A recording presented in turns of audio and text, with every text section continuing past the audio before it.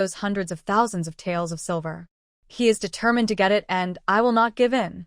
At this moment, June Zegan's voice was heard from the fourth floor. We, the city prince's mansion, withdraw from the bidding for this map. The seventh prince wanted to persuade him again, but when he heard him say that, he was stunned and it took him a long time to find his voice. You really lack that 1 or 2 taels of silver.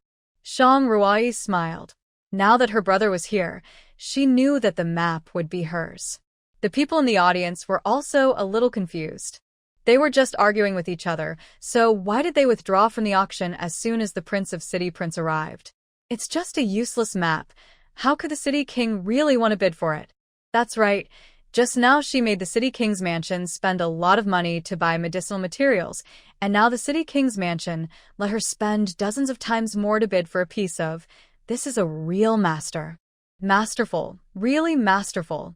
People looked at the fourth floor with admiration, not knowing that at this moment, the City King was staring at June Zegan with a grim face. This map is extremely important to me. How dare you? Father. June Zegan whispered, if you insist on getting this map today, you will definitely regret it. June Zegan ignored him, and his eyes fell on the room on the second floor. At this time, a maid was knocking on the door of the second floor. When the door opened, June Zegan saw Shang Ruoi's figure, and the coldness in his eyes disappeared completely. June Luoyan saw this scene, and his heart skipped a beat.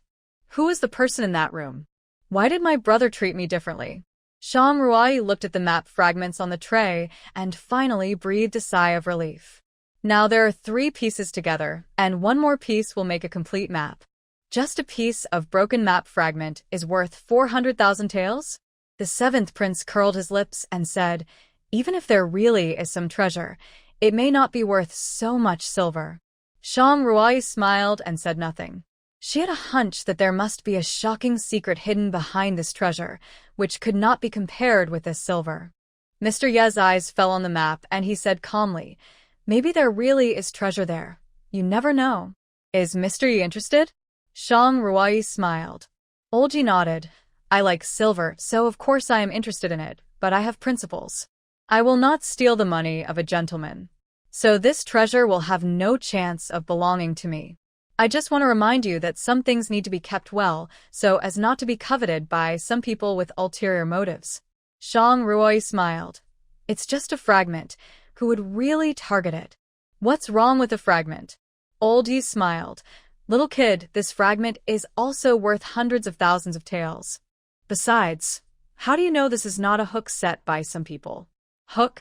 Shang Ruai's pupils shrank slightly when she heard that. Mr. Yi is right. We cannot rule out the possibility that this is a hook set by someone in search of treasure. Only those who truly know the value of this map will bid for it regardless of the price. And those who understand its value are those who know that there is a treasure. An innocent man is guilty of possessing a treasure. Thank you, Mr. Yi, for your suggestion. No need to thank me. Just remember to cook a few more dishes for me every day. Shang Ruai was surprised to hear this and said, do you mean you agree? He wiped his mouth and said, who asked you to cook so deliciously? After getting the map, Shang Ruai had no interest in the following auction. She closed her eyes and dozed off. In fact, her consciousness had already entered the space. Shang Ruai found all the maps and put them together. It fits perfectly indeed. She poured energy into her pupils and looked at the spliced map. I saw pictures appearing before my eyes. Endless mountains, huge caves, countless treasures in the caves. The deepest part is still unclear. The scene did not last long, and it suddenly disappeared. It seems that we must collect all the fragments to find out where the treasure is.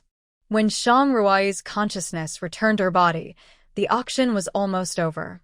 She stretched and looked at Mr. Yi. Do you have anything you like? Mr. Yi nodded. I think this weapon is good. There was a long sword on the table, and the sword was sharp. It was obviously an excellent magic weapon. The seventh prince smacked his lips. This long sword was also made of Tianshan black iron. If it were in the past, he would have tried his best to get the long sword back.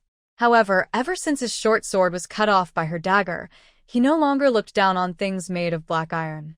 Shang Ruai smiled. took out a dagger from her sleeve and handed it to Yi Lao. Maybe you will like this one more. Yi Lao pulled out the dagger, and a cold light flashed, and there was a hint of murderous aura on the dagger. Good knife. Good knife. Yi Lao was full of joy. Thank you very much. The seventh prince looked at Shang Ruai, then looked at the dagger in Yi Lao's hand, with a flattering smile on his face. Divine Doctor, now this prince is your bodyguard, but I don't even have a weapon. Isn't it a bit unpleasant to say this to others? The most important thing is that I can't protect you. Shang Ruai nodded. That makes sense. She pointed to the long sword on the stage and said, Why don't I take a picture of this long sword and give it to you? No. The seventh prince hurriedly said, It's so expensive to buy it here. How much more silver will it cost to compete with so many people? He pointed to the dagger in Yi Lao's hand and said with a smile, Besides, the long sword is too long. This prince likes this kind of dagger, which is more convenient. Shang Ruai smiled. You think it's a beautiful idea.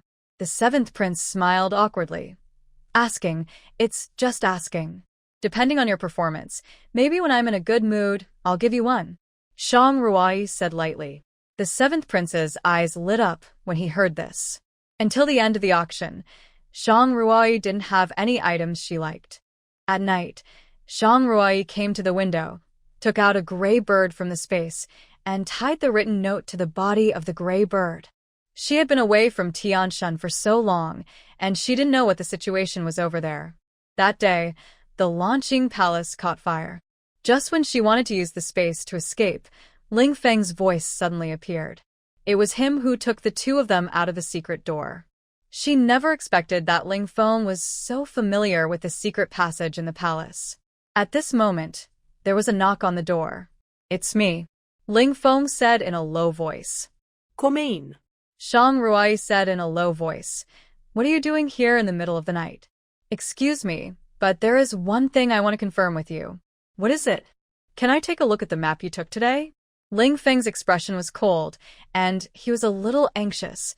This is extremely important to me. Shang Ruai handed him the fragment. Why, you knew? He looked at the map and said in a deep voice, I've seen it. When? Where? Ling Feng said in a low voice.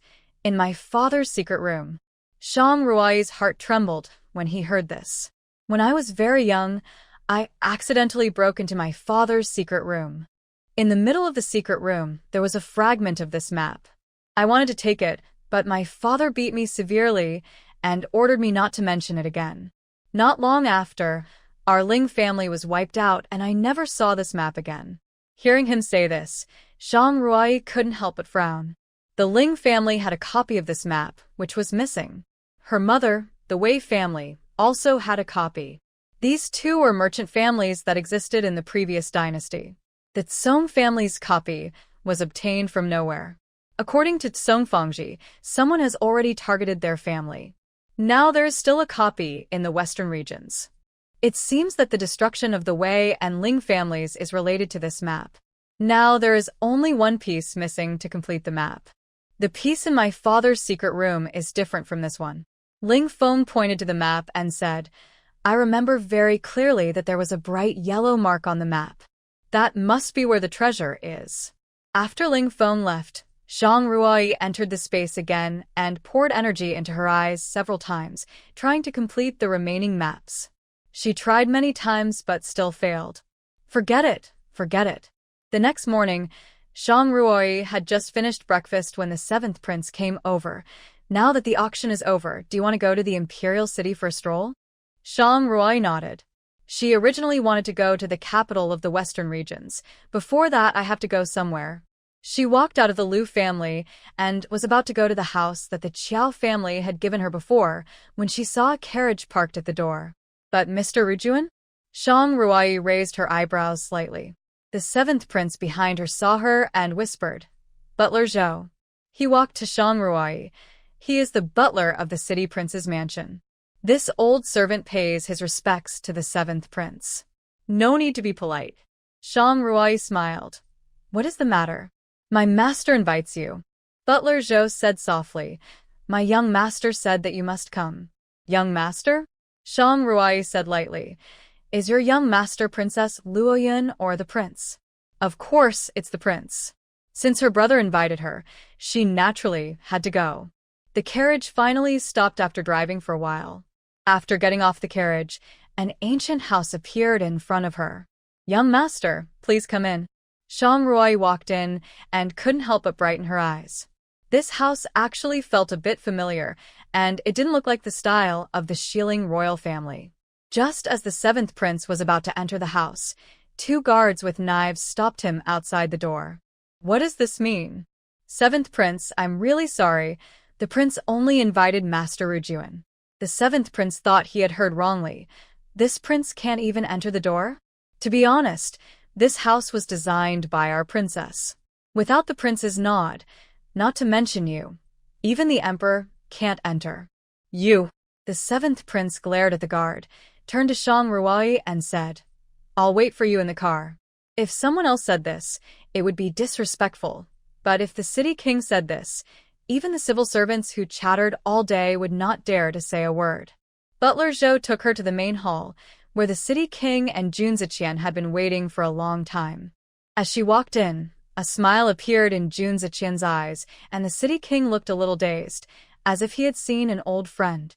He didn't believe that there would be two strangers who were so similar in this world. Greetings, Prince. Her voice reached his ears, and the city king came back to his senses. I wonder why the prince and prince called me here? Shang Ruoyi smiled. Could it be because the prince wants to get back the face for Princess Luoyun? This prince's mind is not that narrow. The city king smiled. I just want to take a look at the fragment of the map you bought. Your Highness is interested in this? Shang Ruoyi took out the fragment.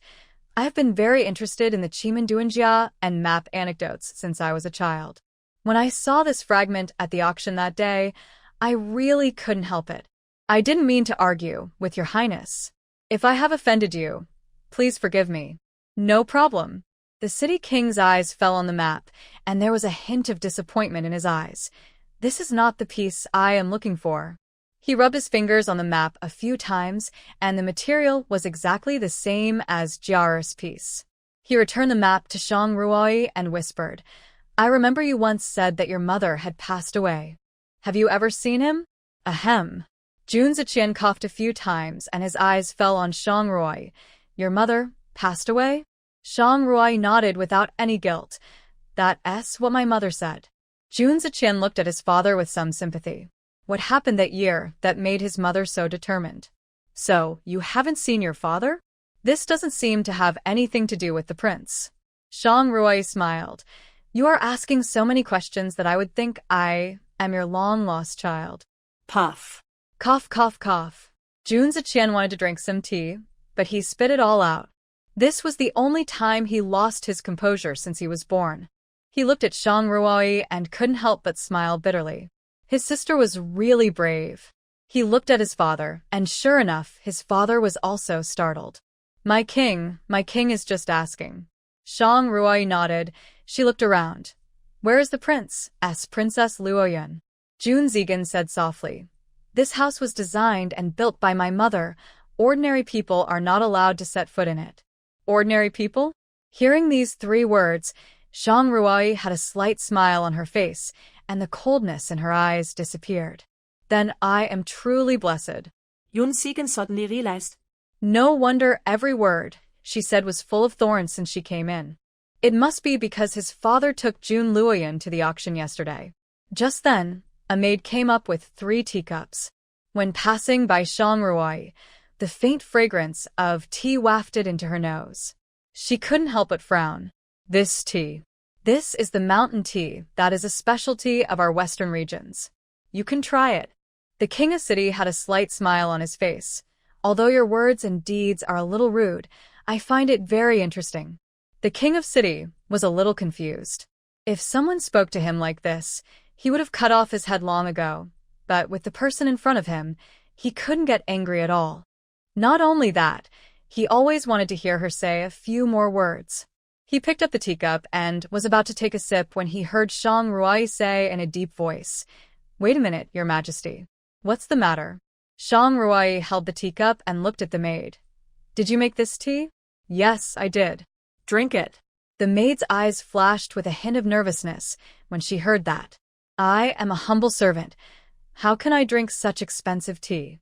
She knelt on the ground hurriedly. I dare not. You dare not drink tea, but you dare to poison it. The maid tightly grasped the tray in her hand. I am innocent. How could I poison this tea? Your Majesty, Prince. She knelt and moved forward a few steps. I am innocent. I am really innocent. Shang Ruai smiled and said, Are you wronged? She stood up, walked up to her, and whispered, The poison is in the sleeve pocket of your left hand right now, and you are still crying out for injustice? The maid's body froze when she heard that. She was about to continue to explain when Shang Ruai suddenly grabbed her arm. There were a few crisp clinking sounds, and 2 porcelain bottles fell to the ground. The maid knelt on the ground, her face ashen.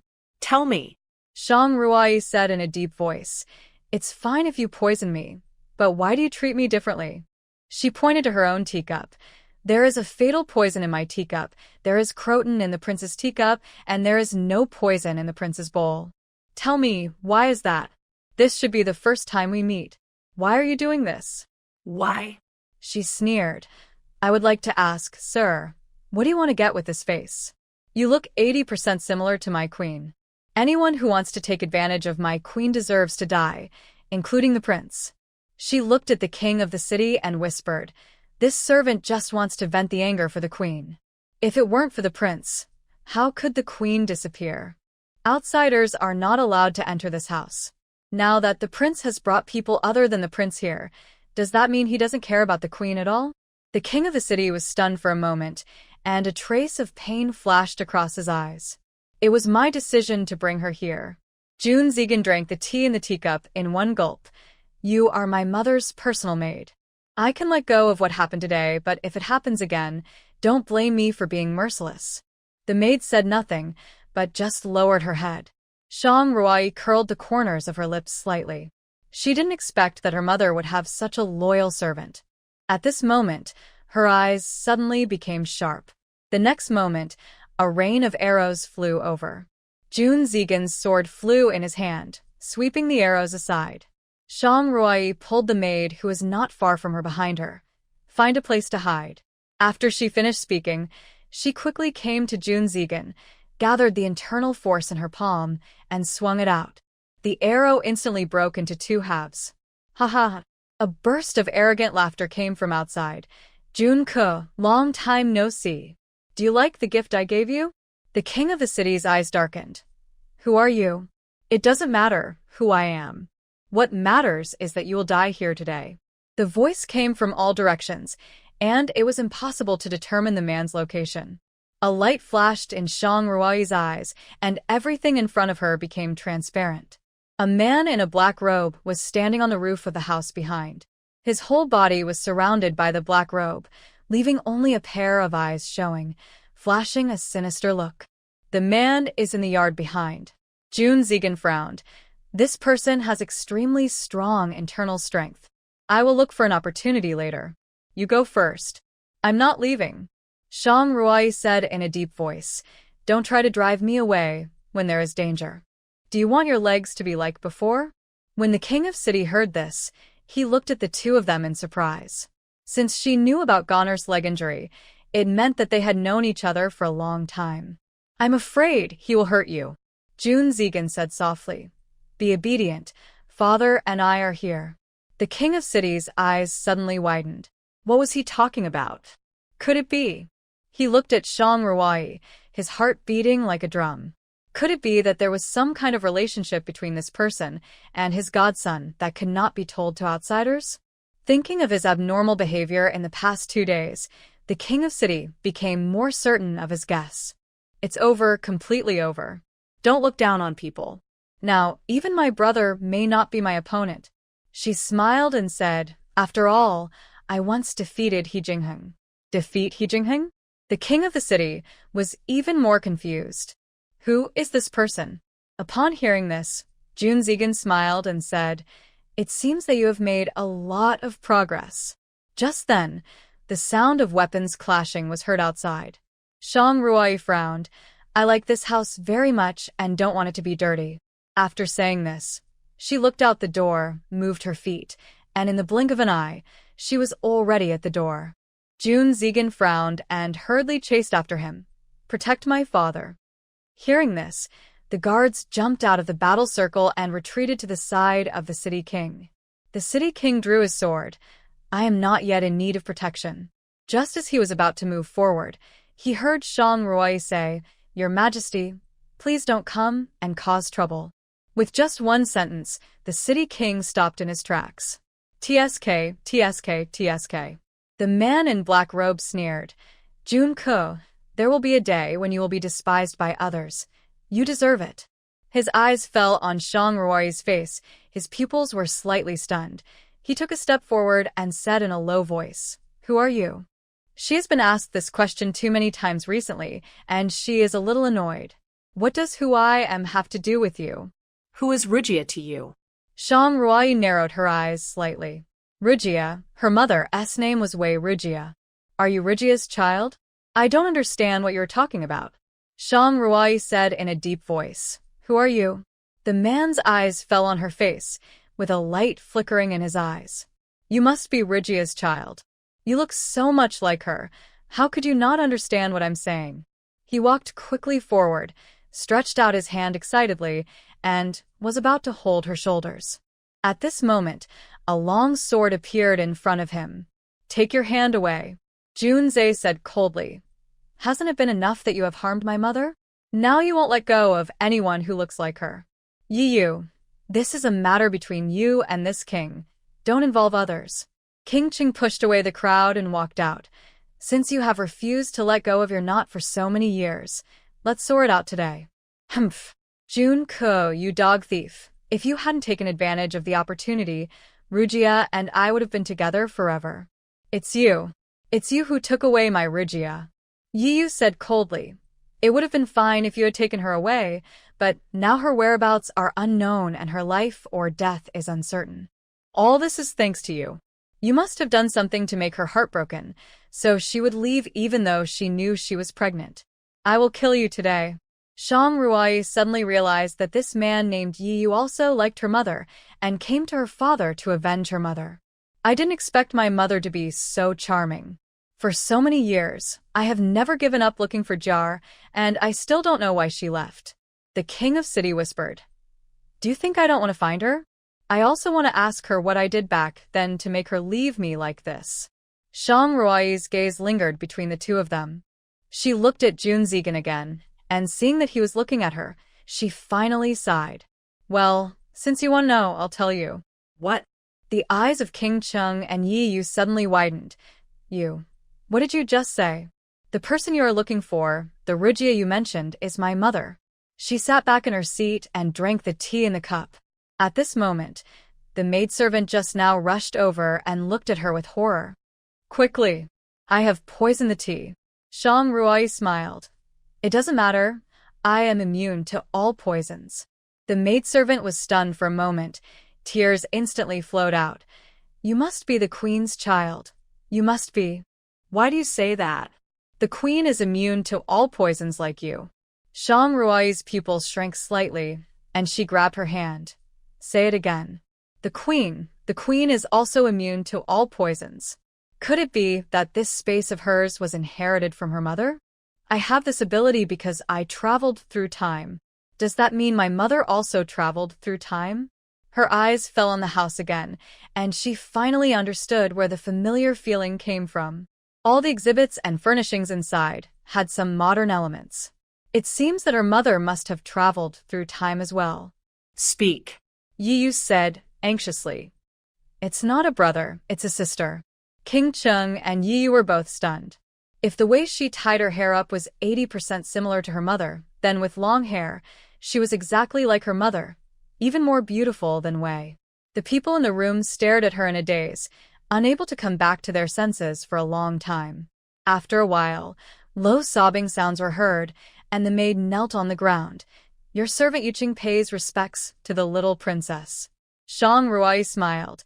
You are mother's personal maid. There is no need to be so polite.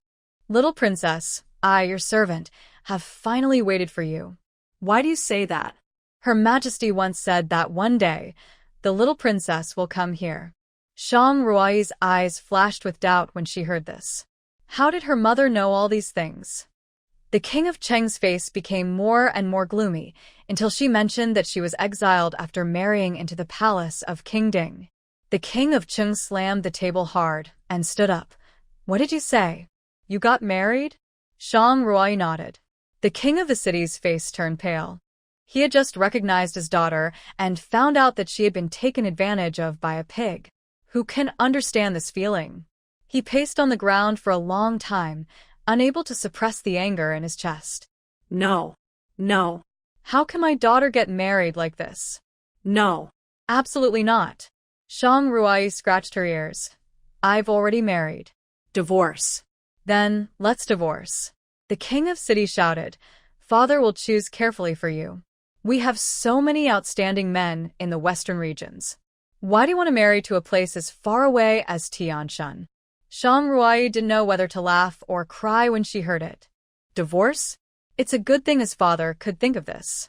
If He Jingheng knew what her father said, she would be so angry that she would die.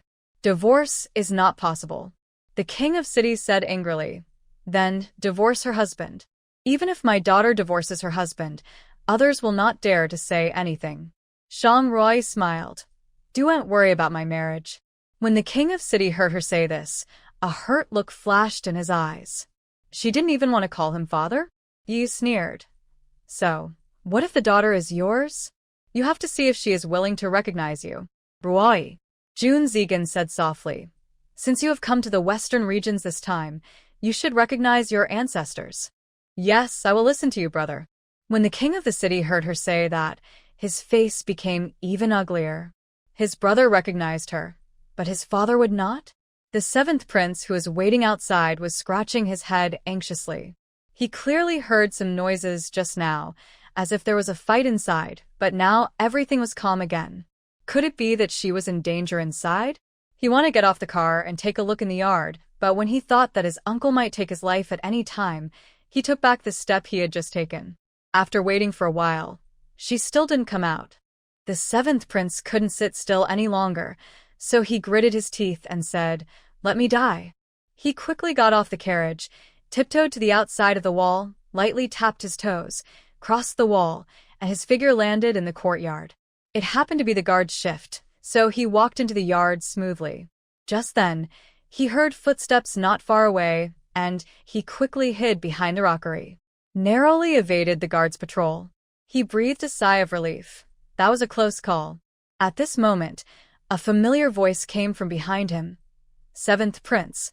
Long time no see. The seventh prince turned around quickly. 2 fists landed on his eyes. The seventh prince suddenly felt dizzy. Nan Charan curled his lips. You even dare to break in here. You really are courting death. You actually dare to hit this prince. He gritted his teeth and shouted loudly. Uncle! Uncle! Uncle, help me! His cry for help echoed in the mansion for a long time. In the main hall, the doctor was applying medicine to the seventh prince, and Nan Charan sat at the end, without caring. Shang Ruai looked at the seventh prince, whose eyes were blackened by the beating, in silence. Where has your ability gone? You didn't even make it through a single move, so why did you break into my room in the middle of the night? The king of city thought the look on his face was a bit funny, but after hearing Shang Ruai's words, his eyes suddenly became sharp when he looked at the seventh prince. Not only him, but everyone in the room stared at him with murderous eyes. The seventh prince was originally quite tough, but after feeling this strong murderous aura, he couldn't help but shrink his neck. Nan Charan said in a cold voice, Do you want to live? You even dare to break into the room of Divine Dr. Lingjun. Divine Dr. Lingjun is the one Jun Zigan holds in his heart. Although he didn't know what was so special about this miracle Dr. Lingjun that Jun Zigan treated him differently, he knew that this person was definitely not someone that ordinary people could afford to offend. He had been outside just now, and didn't know Shang Ruai's true identity. He looked at the other people in the room, and found that the murderous aura they exuded was countless times greater than his own, and he couldn't help but feel a little confused. At this moment, the city king, who was sitting in the main seat, said in a very calm tone, "You went to her room instead of sleeping in the middle of the night? Or did you sneak in?" People who knew the city king knew that he was really angry at this moment. The seventh prince couldn't help but flinch. "Royal uncle. Don't call me imperial uncle. I don't have an imperial uncle like you." The seventh prince was shocked. "No, no, no, imperial uncle. You are wrong. It's not that you don't have an imperial uncle like me, it's—" How could the king of the city listen to him talking nonsense? He drew out his sword and was about to chop him with great force. "Uncle! Uncle!" How could the seventh prince dare to continue applying medicine? He quickly jumped up and hid behind Shangruoi. "Uncle, I was wrong. I was wrong. I shouldn't have sneaked into other people's rooms at night, and I won't dare to do it again. I don't care if you sneak into other people's rooms, but you can't enter her room." The king of cities said angrily, "I will chop you to death." Nan Charan blinked. "Oh my God, he even said the word I. Come here." He raised his sword, wishing he could chop him directly, but the seventh prince was hiding behind Shangruoi, and the king of city was afraid of hurting her, so how could he dare to really take action? The seventh prince refused to go out and kept hiding behind her. Shangruoi smiled. "Okay, father." Just these two words made the king of city, who was already on the verge of a rage, instantly lose his temper. "What did you call me just now?" Father. Shangruoi smiled and said, "What are you doing?" The king of the city was very happy and threw the sword in his hand directly to the ground. "Ha ha ha." He clasped his hands on her shoulders. "Scream again, and let your father hear it." "Father." The smile on King Cheng's face grew even wider. Yu had a look of envy on his face, while the seventh prince and Nan Charan were the only ones who looked stunned. "Father? What does this mean?" Nan Charan looked at her in shock. How did his father calculate this? Is that possible? His gaze lingered between Shangruoi and Jun Zigan.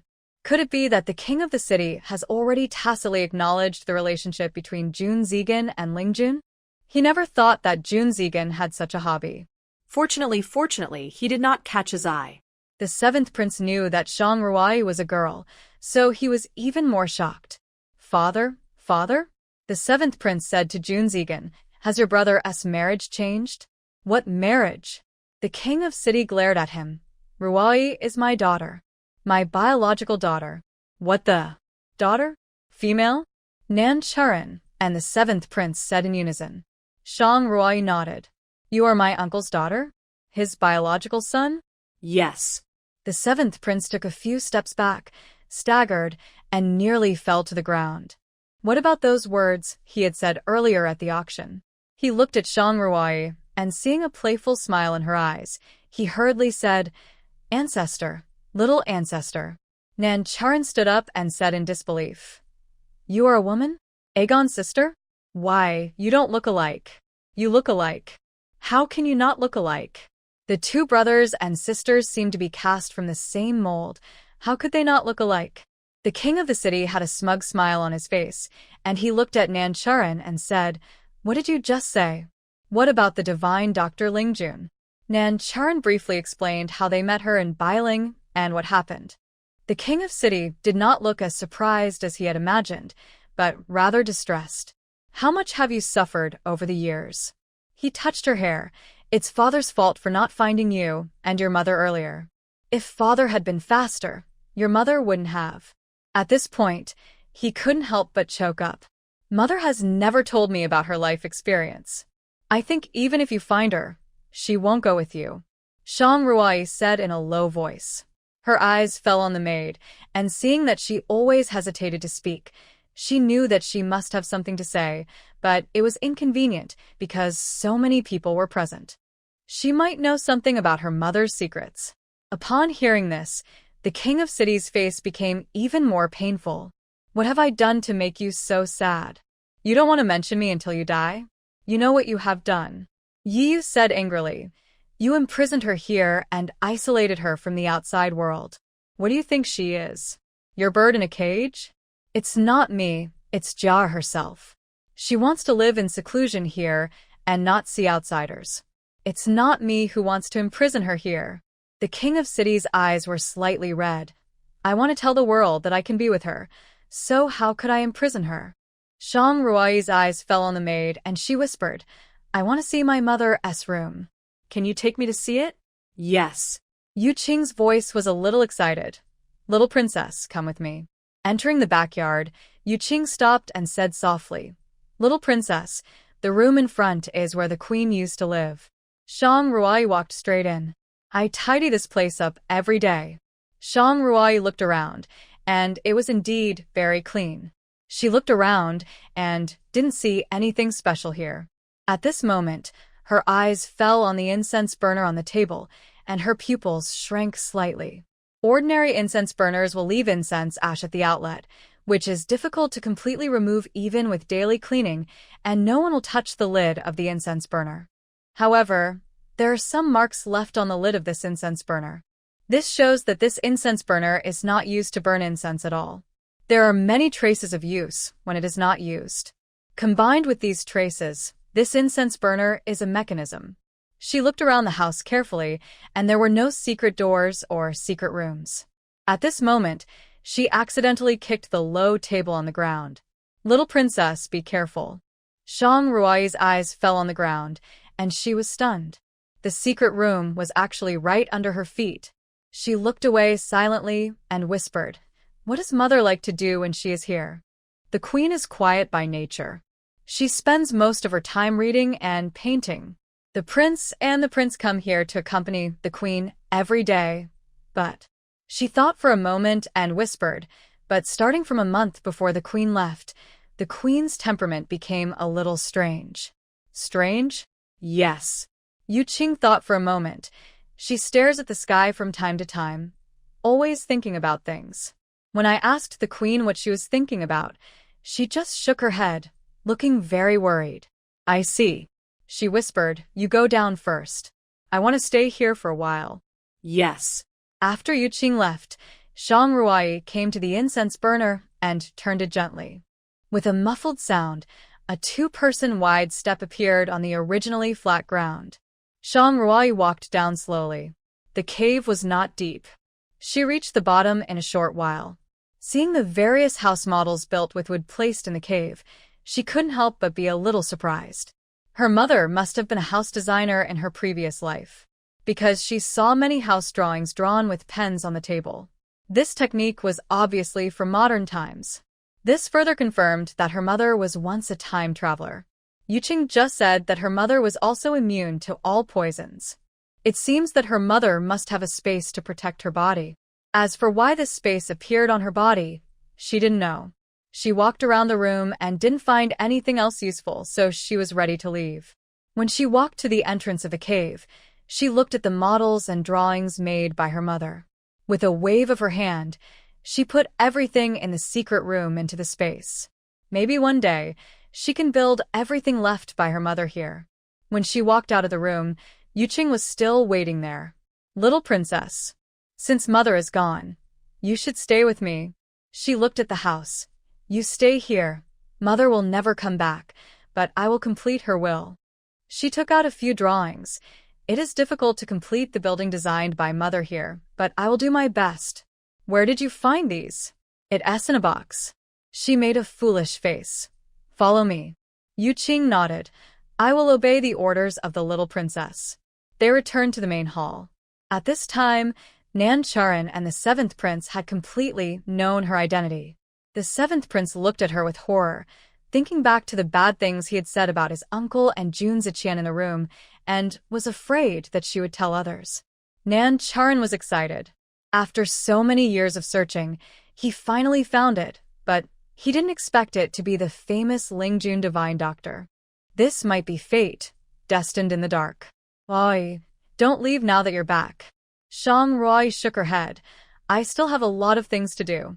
Upon hearing this, the king of the city felt a little disappointed. He had finally found his daughter, but she was already married. Now, he couldn't even ask her to stay with him.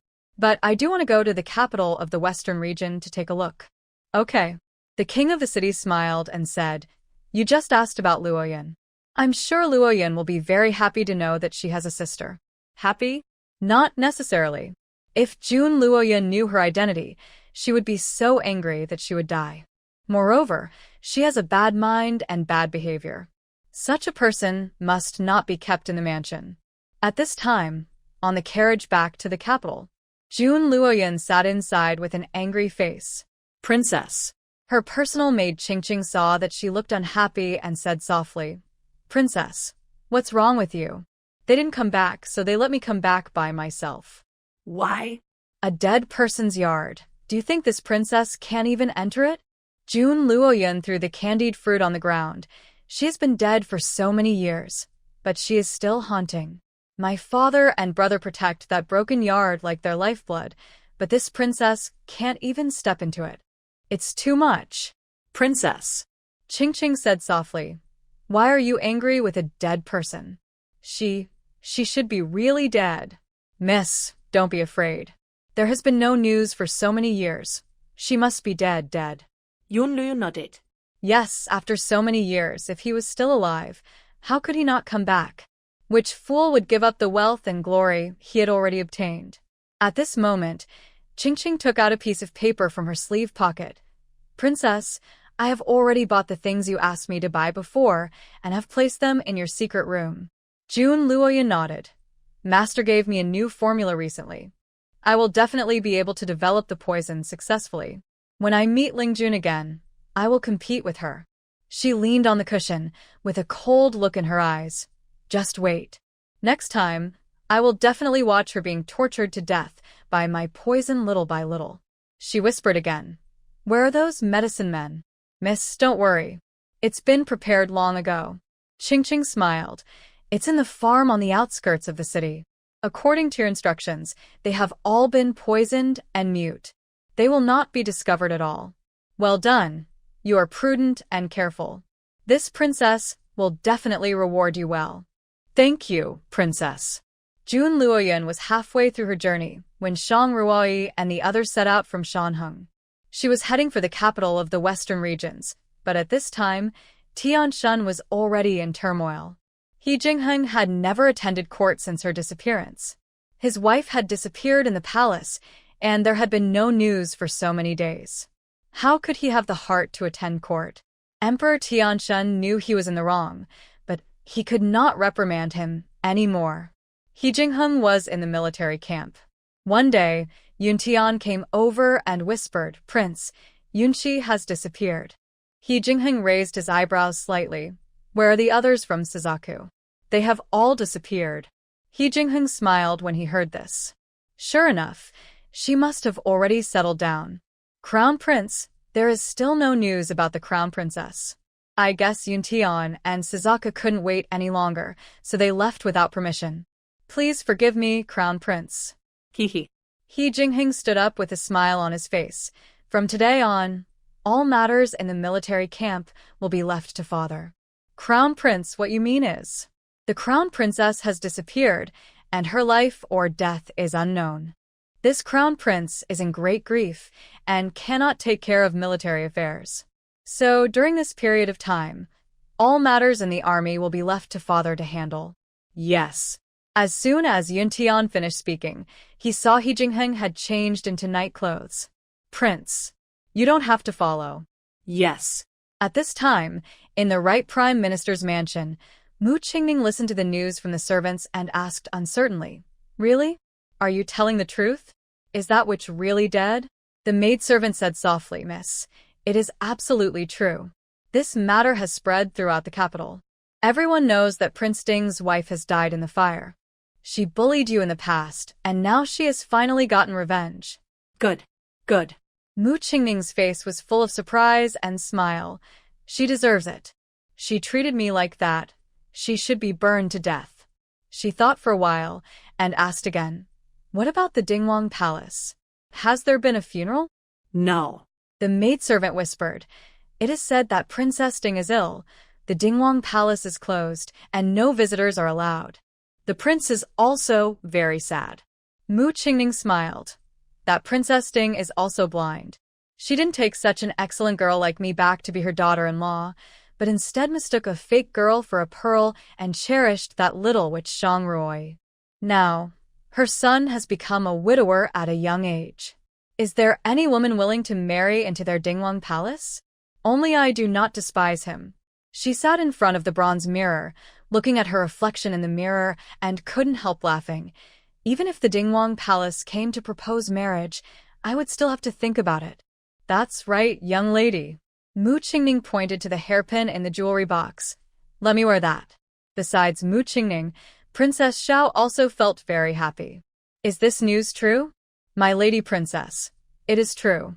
The prince consort of Prince Ding has been dead for some time. The news was only released today, so I think it has been confirmed that she was burned to death. Good. She raised her chin slightly and sneered. I think that witch Qin must be very sad. In this case, how can I not go to see her? Bring me the new robes I just made a few days ago. The servants hurriedly brought a stack of clothes. My lady, these are all newly made. Princess Xiao pointed to the bright red one. That one will do.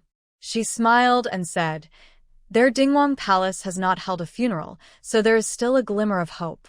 I can't spoil the mood, right? Just for the most festive one. Maybe it can bring good luck to their palace. Yes, my lady. The maid put the robe on her. My lady, would you like to wear that hairpin inlaid with rubies? Okay.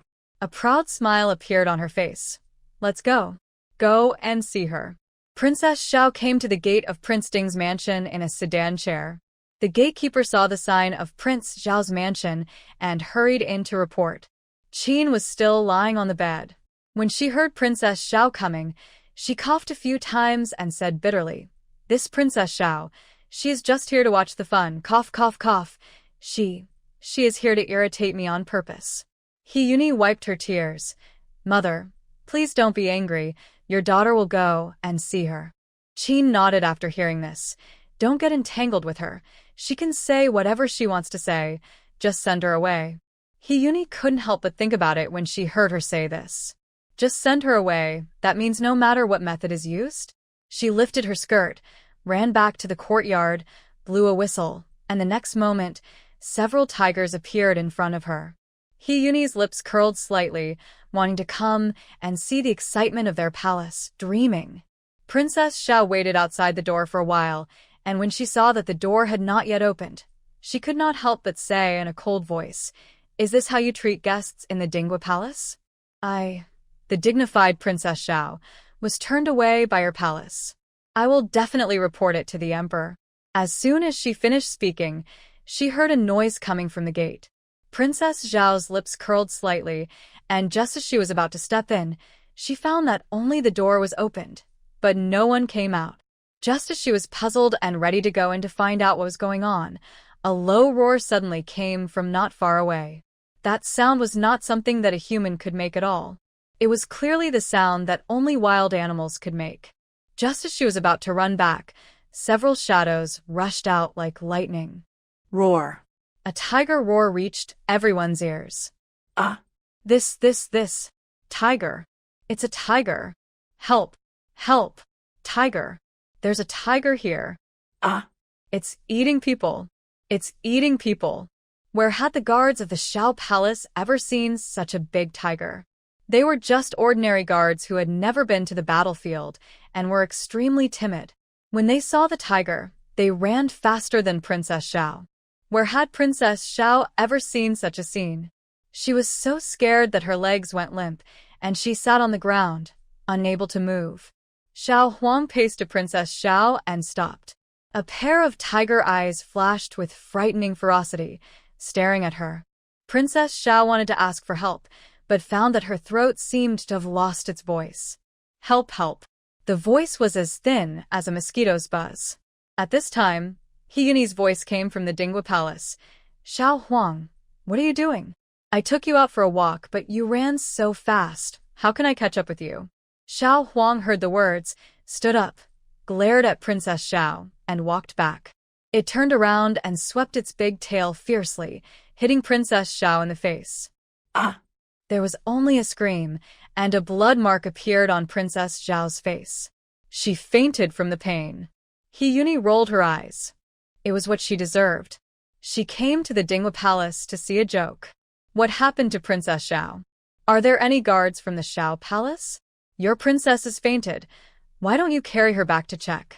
There were still a few guards from the Xiao Palace who had not run far away. Seeing that the tiger had no intention of attacking people, they walked over slowly, lifted Princess Xiao and put her back on the sedan chair, and left in a panic. He Yuni patted Xiao Huang's head. Good job, I'll reward you with a big chicken leg when I go back. Xiao Huang whimpered and followed her back to the palace, with his tail up. Princess Xiao was carried back to the palace in a panic by the servants, and happened to run into He Qing, who was drunk. He burped, and his eyes fell on Princess Xiao. Mother, mother, what happened? Prince, it was the tiger from Dinghua Palace who did it. He Qing was already drunk, and he only heard the 4 words Dinghua Palace. How could he hear anything else? What? Prince Ding's palace. He Qing sneered. It's them again. I haven't settled my previous accounts with them yet, and now they have hurt my mother again. How bold. He rushed into the yard, took out his sword, and went out. At this time, Prince Xiao was not in the mansion, and no one could stop him. He came all the way to the Dingwang mansion with a sword. The door of the mansion was closed at this time. He pointed the sword at the plaque of the Dingwang mansion. Come out. You people from the Dingwang mansion, get out here. The doorman ran in hurriedly and said in panic, My queen, miss, it's bad, it's bad. The Prince Xiao is here with his sword. Princess Ding sat up and said in a deep voice, What's the matter? Prince Xiao was drunk and was yelling and cursing at the door. What he said was very ugly. Princess Ding looked at He Yuni. What did you do just now? I didn't do anything. I just asked Xiao Huang to drive away the people from Prince Xiao's mansion. Who asked them to come to our mansion to laugh at us? He Yuni curled her lips. If my sister-in-law was still here, how dare these rascals come to our door? Now that my brother and father are not here, they are deliberately taking advantage of this time to humiliate us. Hearing this, Princess Ding sighed. Just say that I'm not feeling well and don't want to see guests. If she pesters, just drive her out of the house. Why let Xiao Huang drive her away? Xiao Huang was left to you by your sister-in-law. What if she gets hurt? What if Prince Xiao goes to file a complaint and the emperor blames us? When Shang Ruai was mentioned, the mother and daughter were about to cry again. If the emperor blames us, I would rather die than let them touch Xiao Huang. He Qing cursed outside for a long time, but in the end, he didn't even see anyone. Prince, let's go back. The doctor has come to see her.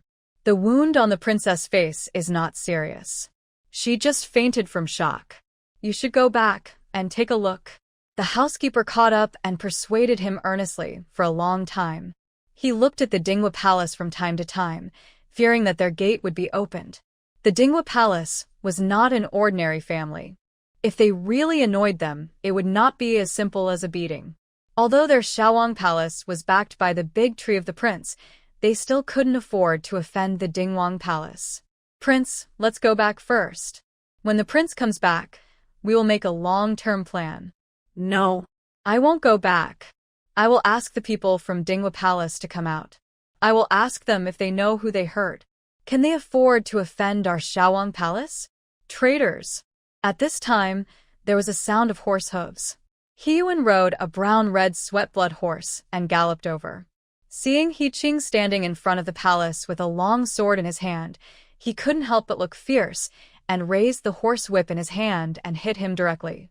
He Yuan had been fighting on the battlefield for many years, and the whip he swung could tear people's flesh and blood with just one. This time, he showed no mercy to He Qing, and the whip hit him, causing him to bleed instantly. Ah! Who? The severe pain made him sober for a moment. He blinked his eyes, and after seeing the person clearly, he couldn't help but shudder. Uncle, you still have the nerve to call me. He Yuan said coldly. As long as you remember that I am your uncle, you shouldn't come to my door with a sword and shout. What is your purpose in coming today? He Qing burped again and stood unsteadily. Seeing this, the housekeeper hurried forward and said, Please forgive me, Your Majesty. My son got drunk and came to the mansion to make a scene. Please forgive him. Prince Ding said coldly. Come here. Sober up, Prince Xiao. Yes. Seeing this, The soldiers behind him brought a bucket of ice water and poured it directly on He Qing without saying a word. The biting coldness made him shiver, and his originally chaotic mind instantly became clear. He looked at the person standing in front of him, then looked down at the sword in his hand, and was so scared that he quickly threw the sword on the ground. "Uncle, I know I was wrong." Thinking back to what he had done, he wanted to slap himself twice. He must have been out of his mind to do such a thing. "Uncle, I was wrong. Go back to your Shao mansion. If you do these things again, don't blame me for being ruthless." "Yes, yes, yes." He Qing was so scared that he rolled away. When He Yun walked into the yard, he saw Xiao Huang already guarding the door, with fierce light in his eyes. He couldn't help but be shocked. If he hadn't come back just now, Xiao Huang might have bitten him to death.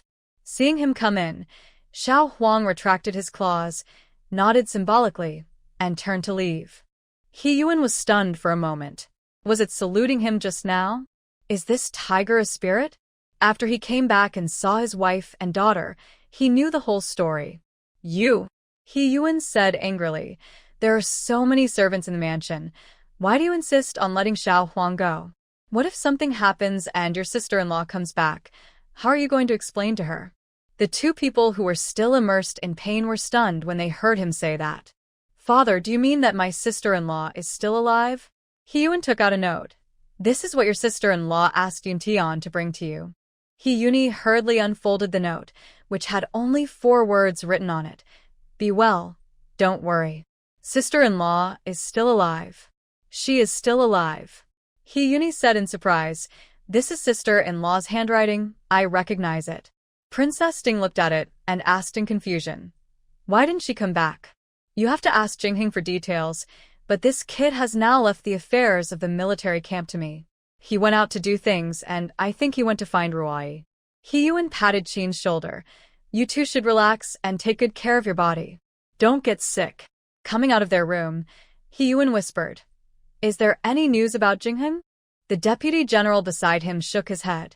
"The prince's whereabouts are secret, and we can't investigate it." "This stinky boy." He Yun sneered. He thought for a while and asked again, "What about Qinian and the others?" "According to the prince's instructions, I have settled Aunt Zhao and the second young master in a farm on the outskirts of the city.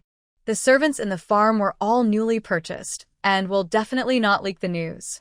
"Yes." He Yun nodded. "Princess, you must keep this secret well.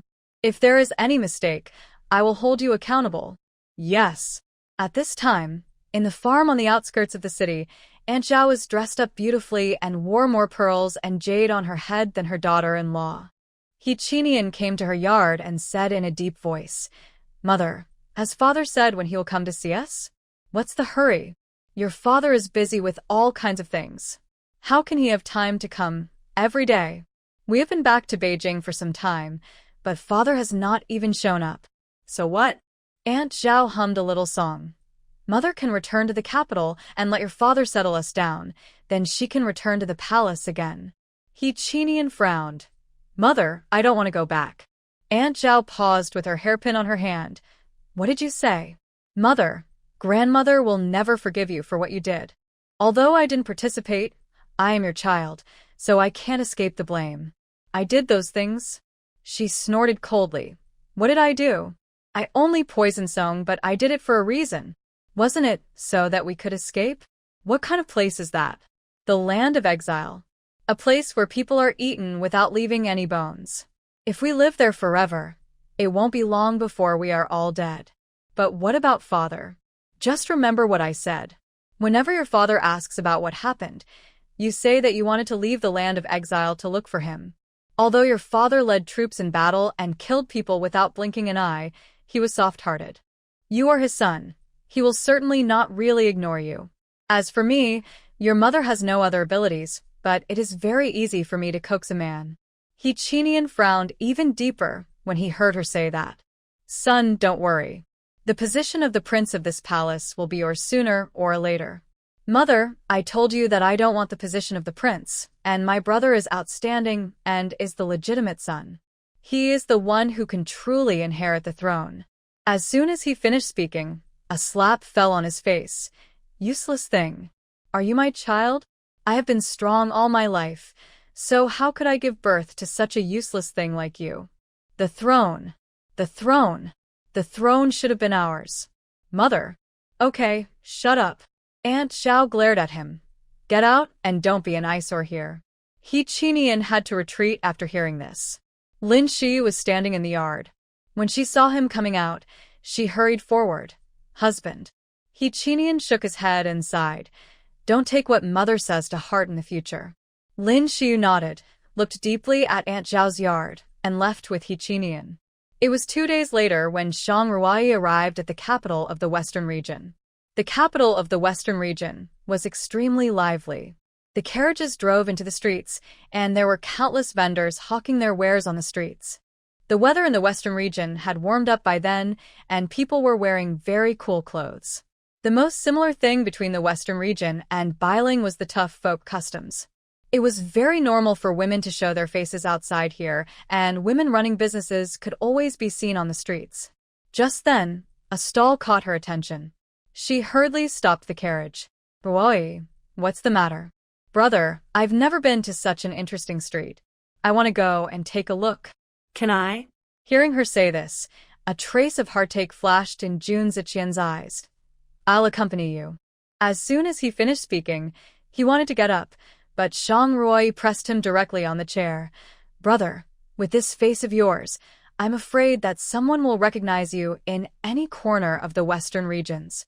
I want to go for a walk, but how can I go shopping in your condition? Then what should I do? Go to the mansion and wait for me. When it gets dark, I'll go to the palace. Let Yuqing follow me later. After she finished speaking, she reminded again. I don't want to reveal my identity now. Even if I go to the mansion, please call me young Master Ling Jun. Okay. Jun Ziqian smiled helplessly. You have said this many times over and over again. We all remember that your father was so happy that he wanted to tell the world about your recovery, but you refused to let me say it. Didn't you see how unhappy your father was? From now on, brother will know why I did what I did today. She smiled and got off the carriage. Yuqing followed her, and they disappeared in the crowd. Shang Ruai wore a mask and waved a folding fan in his hand. He looked like a gentleman. Although only half of his face was exposed, his noble temperament was still hard to hide. Little princess. Hush. Shang Ruai said hurriedly. Call me master. Little master, what are you doing here? Just come to take a look and experience the customs and practices of the Western regions. She came to a stall, looked at the seeds on it, and asked with a smile. What are these? Sir, this seed can grow a kind of fruit. Fruit? The man scratched his head. Yes, this kind of fruit has a green skin and red inside, and it tastes great. Green skin and red flesh. This is clearly a watermelon.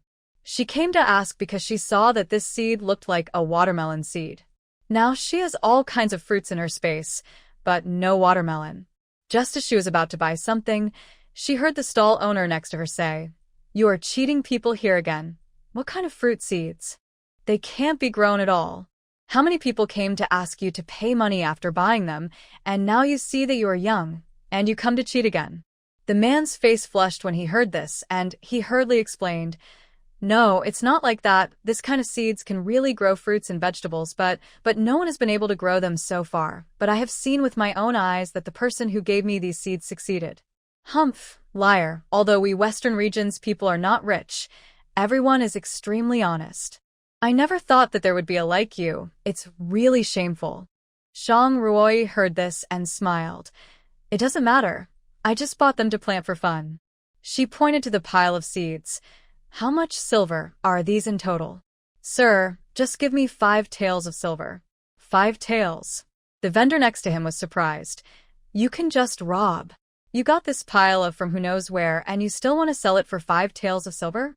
The man felt a little guilty when he heard this, and smiled and said, Then 4 taels of silver will do.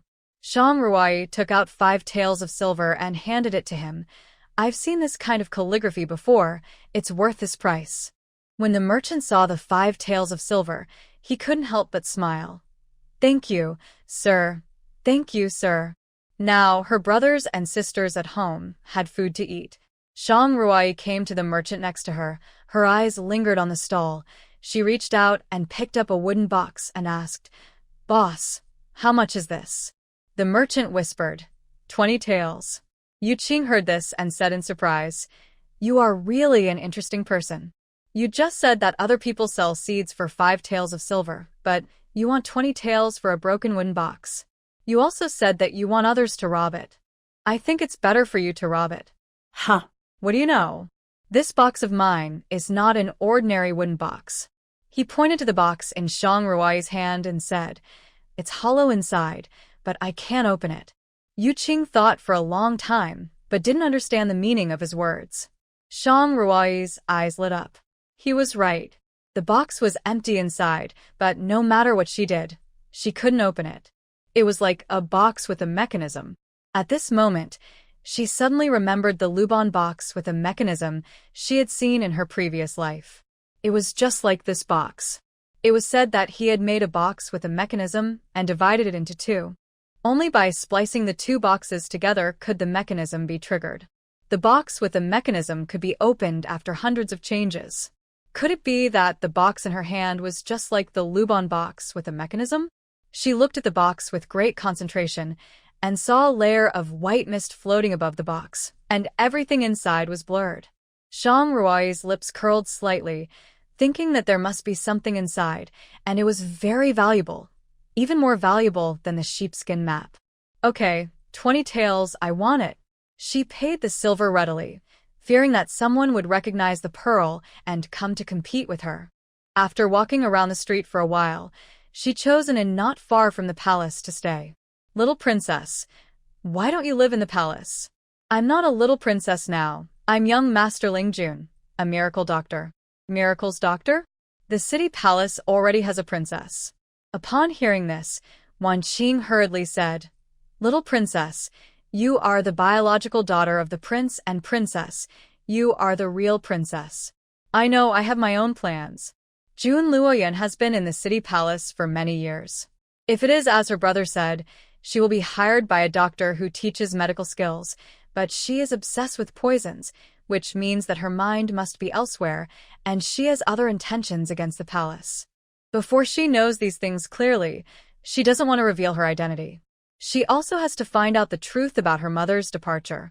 What's more, who in the 4 countries doesn't know that he is the king of the Western Region city? If the news that he has found his biological daughter spreads, her identity will no longer be covered up. She has not planned to make it public so early. Hearing her say so well, Wan Qing said no more. The little princess and the princess had the same personality. Both of them had a plan in mind. The next morning, Shang Ruai originally planned to go to the city prince's mansion, but before she left the inn, Ling Feng came to the door. "What's wrong?" Shang Ruai saw that he looked unhappy and asked in a low voice, "But what's the matter?" "Aunt Zhao, the 3 of them have left Chiyu Villa and returned to Tianshan." Shang Ruai frowned when she heard this. Why would they leave? The extermination of the Ling family has nothing to do with the Dingwa Palace, so they don't play much of a role. Moreover, from the beginning to the end, He Qinian and his wife did not cooperate. Only Aunt Zhao wanted to join us.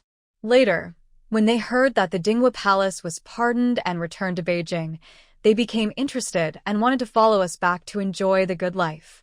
Shang Ruai couldn't help but sneered when she heard this. If such people can still take advantage of the glory of the Dingwa Palace, Prince Ding is a blind man. At this moment, He Yuan, who was far away in the military camp, sneezed heavily. He rubbed his nose and murmured, "Could it be that I have caught a cold?" Ling Feng couldn't help but laugh when he heard Shang Ruai say this. "Don't mention it. The Prince of Dingwa is really blind." He gave them a manor in the suburbs of Beijing to live in. Although he hasn't visited them yet, it's only a matter of time. Shang Ruai spit out a mouthful of tea. "Ahem, what did you say?" "The news sent back by the spy. I think you will be interested." He took out the note and handed it to her. "Take a look." Shang Ruai took a look and couldn't help but sigh. If my mother knew about it, there will be a lot of fun in the future. At this time, Yu Qing came over and said softly, "Sir, someone came to the palace. It is said that the prince is not feeling well, so please go and take a look." Shang Ruai smiled. I know. Ling Feng's eyes fell on Yuqing, and he narrowed his eyes and whispered, Why did you take someone from the palace of Chungwang as a maid? Do you know Wan Qing? Lin Feng smiled. I don't know her, but I know everything about the aristocratic families in the western regions. The clothes that the maid is wearing are the symbol of the city prince's mansion. Shang Ruai nodded. I didn't expect you to observe so carefully. Fortunately, he reminded her that if she brought Yuqing into the city prince's mansion, it would definitely arouse suspicion, and her identity might be discovered soon. So, today, she came to the city prince's mansion alone. The housekeeper of the palace had been waiting at the door for a long time, and his eyes were fixed on the direction of her inn, for fear of missing it. Jun Luoyun walked out of the yard, looking at the servants busying in and out of the mansion, and couldn't help asking, Is there any happy event in the mansion today? Princess, there is no happy event today, but Master Lingjun is coming to treat the prince. The maid's voice fell, and Jun Luoyun's face changed suddenly. What did you say? Who is coming? Divine Dr. Lingjun. The maid whispered. The next moment, the sound of a teacup breaking was heard, and she walked out angrily, her eyes full of viciousness. Master Lingjun. What a Master Lingjun. Previously in Bailing, I couldn't do anything to her. Now this is the western region, my territory. Since she came to my door, don't blame me for being ruthless. She held the medicine powder in her hand and said in a cold voice, This heart-eating powder has just been made and has not been used on the patient. Since you are so sensible, I will use you to try out the medicinal properties. When Shang Ruai's carriage appeared from the corner of the street, the housekeeper began to be on guard and ordered in a deep voice, Everyone, cheer up. This Lingjun divine doctor is the prince's guest, an extremely distinguished guest. If any of you offend her without knowing the consequences, be careful of your life. Yes. The carriage slowly stopped in front of the prince's mansion. Shang Ruai got off the carriage, and the housekeeper hurriedly came up to her. Lingjun divine doctor. Shang Ruai nodded. Shang Ruai was wearing a mask, but when the housekeeper saw the half of her face exposed, he was stunned. Shang Ruai smiled and said, What's wrong? No, it's okay, please. The housekeeper hurriedly led the way for her. Shang Ruai looked around the palace. It was a well-behaved mansion without any trace of her mother's work. She looked around, and then looked away. Mr. Lingjun, please come this way. When Shang Ruai came to the yard, she happened to hear Jun Luoyun's voice coming from the room. Father, I am also very curious about this genius Dr. Lingjun. Please let me take a look here. It's not convenient today. Let's talk about it another day. The king of the city whispered, Someone, send the princess back. Shang Ruai narrowed her eyes slightly. When the housekeeper saw him stop, he hurriedly said, Mr. Lingjun, the person inside is our Princess Luoyun. Yes. She smiled and walked straight in. Jun Luoyun just refused to leave. The face of the king of city was about to darken when he heard a voice from outside the door. Your Highness, Master Lingjun is here. Upon hearing this, the king of city showed a look of joy on his face, but suddenly he remembered that Jun Luoyun was still with him. From what Ruai said a few days ago, it seemed that she was extremely displeased with her. If she didn't leave here, Ruai would definitely be unhappy. Go back to your yard. He lowered his tone and looked at Jun Luoyun with displeasure. She had been in the palace for many years and knew the temper of her father. At this time, he was on the verge of losing his temper. Jun Luoyun hurriedly stood up. Then my daughter will go back first. Before she could leave, Shang Ruai walked in. Junior pays his respects to His Majesty. Shang Ruai bowed. Her eyes swept over Jun Luoyun, and she smiled and said, I really have a connection with Princess Luoyun. Jun Luoyun paused and said in a cold voice, Really? Shang Ruai nodded. Isn't it? When I first met the princess in Bailing, I felt that we were destined to be together. I don't know why the princess dislikes me so much. I guess this connection is also a bad one. Jun Luoyun looked at the king of the city and found that her father's face looked a little ugly. She thought to herself that it was not good, and hurriedly said, This princess does not dislike the genius doctor, she just doesn't like dealing with men outside. The genius doctor misunderstood. Today, the genius Dr. Ling Jun is her father's guest of honor. It seems that her father values her very much. If she offends her and her father blames her, it will do her more harm than good. Really? Shang Ruoi's smile was still there, but her words made people feel cold all over. If the princess didn't dislike me, why did she poison me and my guards and maids? The king of city heard this, and his expression turned fierce. Poison? Jun Luoyun's expression froze. She didn't expect that this person would make this matter clear in front of her father. She hurriedly said, "When did the princess poison you? You're slandering me." Shang Ruai smiled. God sees what we do.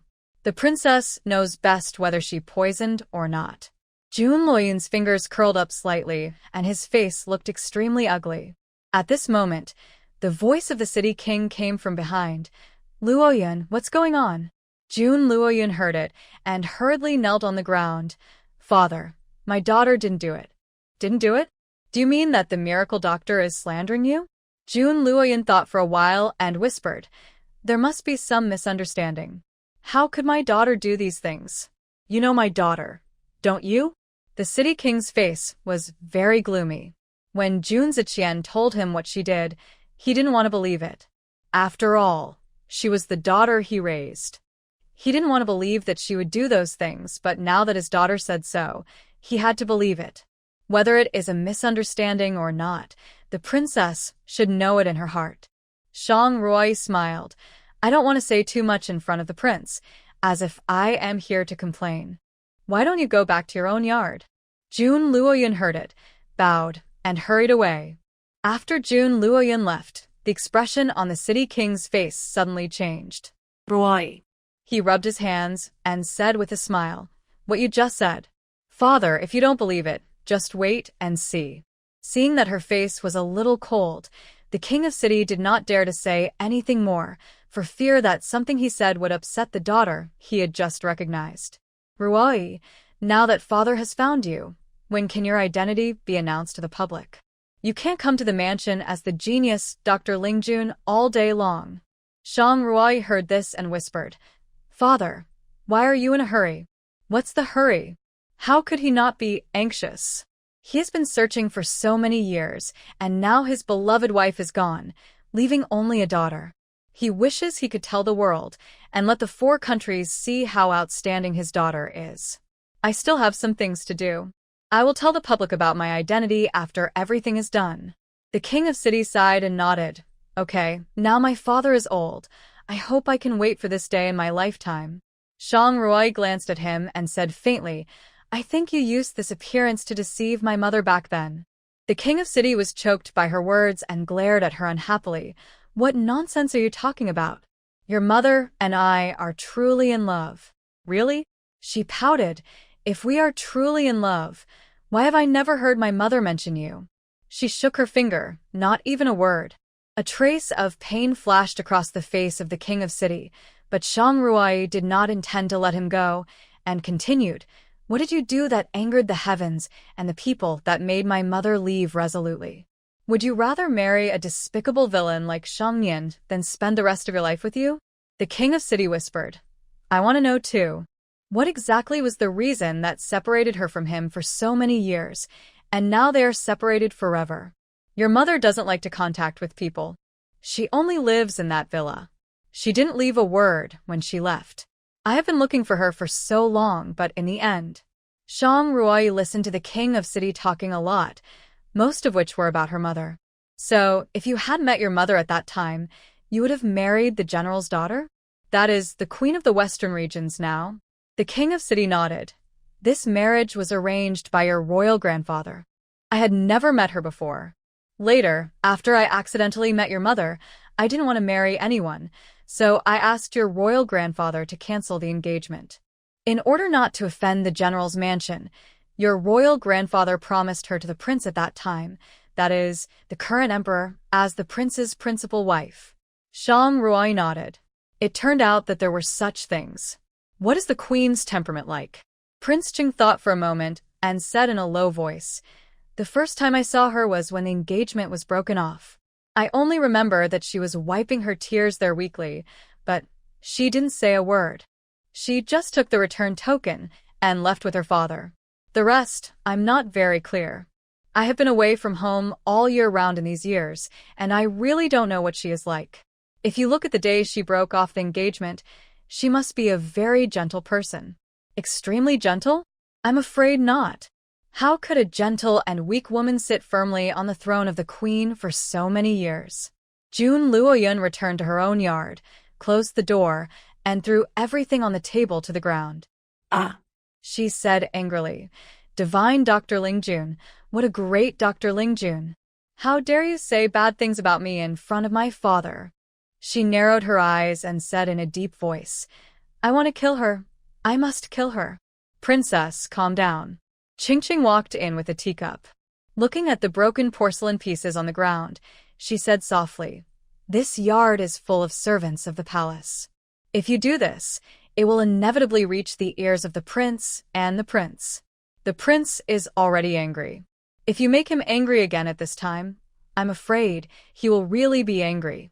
If he's angry, then he's angry. How did my father love me before? Now he actually scolds me for an outsider." Qingqing's eyes flashed slightly and she smiled and said, "Princess, after all, you're not the prince's biological daughter. The prince may send you away from the palace at any time." what will you do then? June Luoyun felt a sense of panic in her heart. She grabbed Qingqing's arm and murmured, "You also feel that your father's attitude towards me is very different from before, right?" Qingqing nodded and said faintly, "Princess, in this world, only your master treats you sincerely." "Master, yes. I still have a master." She clenched her fists and whispered, "In this world, the only person I can trust is my master." She looked at Qingqing, and as if she had made up her mind, she whispered, "Bring those two things here." Qingqing heard this, and her face was full of joy. "Princess, you finally figured it out." June Luoyun looked at the pills in the porcelain bottle. "Is this medicine really so effective?"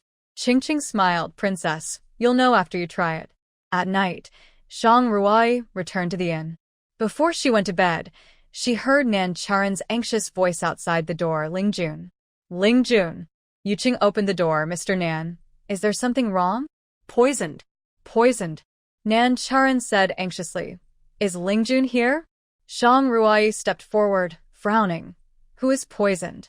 Your Highness is poisoned and still unconscious. Akian asked me to find you." Shang Ruai was shocked. When she left in the afternoon, her father was still fine. How could he be poisoned now? She hurriedly picked up the medicine box and left with Nan Charan. They galloped all the way and arrived at the palace as quickly as possible. At this time, the palace was in chaos. Several doctors knelt beside the bed. At this time, the person on the bed had his eyes closed, his face was gray, his lips were purple, and he looked decadent. June Luoyun sat beside the bed, wiping his forehead with a handkerchief. "Father, please wake up. Please wake up quickly." Jun Ziqian looked at the doctors coldly and asked in a deep voice, "What's the matter? Any clues?" "Prince, please forgive me for my incompetence. I can't diagnose the poison of the prince. It's been so long, and you don't even know what kind of poison you have planted? I am incompetent. Please punish me, Prince." "Incompetent? If you can't cure the disease, you say you are incompetent." Jun Ziqian said angrily, "Waste. A bunch of waste." Jun Luoyun walked to Jun Ziqian hesitantly and said softly, Brother, don't be angry, or let me try." Jun Ziqian whispered, "You are not good at medicine, so you'd better not treat father. It's a mess here. You should go back to your own yard." Jun Luoyun wiped her tears. "Brother, let me see father. I have learned medicine for so many years. Maybe there is some way." Jun Ziqian looked at her and whispered, "Since you want to try, then try." Jun Luoyun stepped forward, felt the pulse of King Cheng, and whispered, "Father is deeply poisoned. I'm afraid it will take a while to get rid of it." She took out a pill and was about to put it in his mouth. "Wait." Jun Ziqian frowned slightly. "What is the function of your pill?" "This is a detoxification pill." Jun Luoyun smiled and said, "Some time ago, My father bought me a herb that can detoxify all kinds of poisons at an auction. I have nothing to do these days, so I made it into pills. I didn't expect that it would be used on my father. Jun Ziqian was about to stop him when he heard the doctor kneeling on the ground exclaimed, "The poison has attacked the heart. Quickly give the detoxification pill to the prince." The doctor took the pill from Jun Luoyun and smelled it. "My lord, this pill does have the effect of detoxification, and it may be helpful to the prince's body." Hearing him say this, Jun Ziqian nodded. As soon as the pill entered the body, the originally shaking body of the city king calmed down. The doctor felt his pulse again, his brows relaxed slightly, but his face was still a little ugly. "Prince, this pill only temporarily controls the toxins in the prince's body, but it does not eradicate them. Moreover, this poison directly causes the recurrence of the hidden injuries in the prince's body." Now the situation is not optimistic. Jun Luoyun cried softly. "Brother, what should I do? Why don't I ask someone to invite my master?" "Wait a little longer," Jun Ziqian said in a deep voice. Wait? "What are you waiting for?" Jun Luoyun frowned slightly. Could it be that he was waiting for the genius, Dr. Lingjun? Her eyes flashed slightly, and she pretended to be angry and said, "Brother, today my father has been with that person named Lingjun. Now that she has just left, my father has been poisoned. I think maybe she is the one who poisoned him." Impossible. Why is it impossible? Jun Luoyun was puzzled. Why did they all trust the person who didn't even dare to reveal his true face from beginning to end? "Brother." Jun Luoyun was about to speak when he heard Nan Charan's voice coming from the door. "Aegon, someone is coming." Shang Ruai came hurriedly carrying a medicine box. Jun Zigan quickly stood up. "You are here. Come and see father." Shang Ruai stepped forward quickly and pushed Jun Luoyun, who was standing next to her, aside. Shang Ruai felt his pulse, and her face turned cold. "How is it? What did you eat tonight?" Jun Zigan shook his head. "The emperor summoned me to the palace today, and I just came back." He turned to look at the housekeeper. "What did father eat today?" "My lord, after the departure of divine Dr. Lingjun, the prince has not eaten anything." Jun Luoyun sneered. "This princess suspects that it was you who poisoned father. I heard from the servants that father had dinner with you." Shang Ruai was too lazy to pay attention to her. She took out a silver needle from the medicine box, pierced it into his flesh, and when she pulled it out, only a small amount of the silver needle had turned black.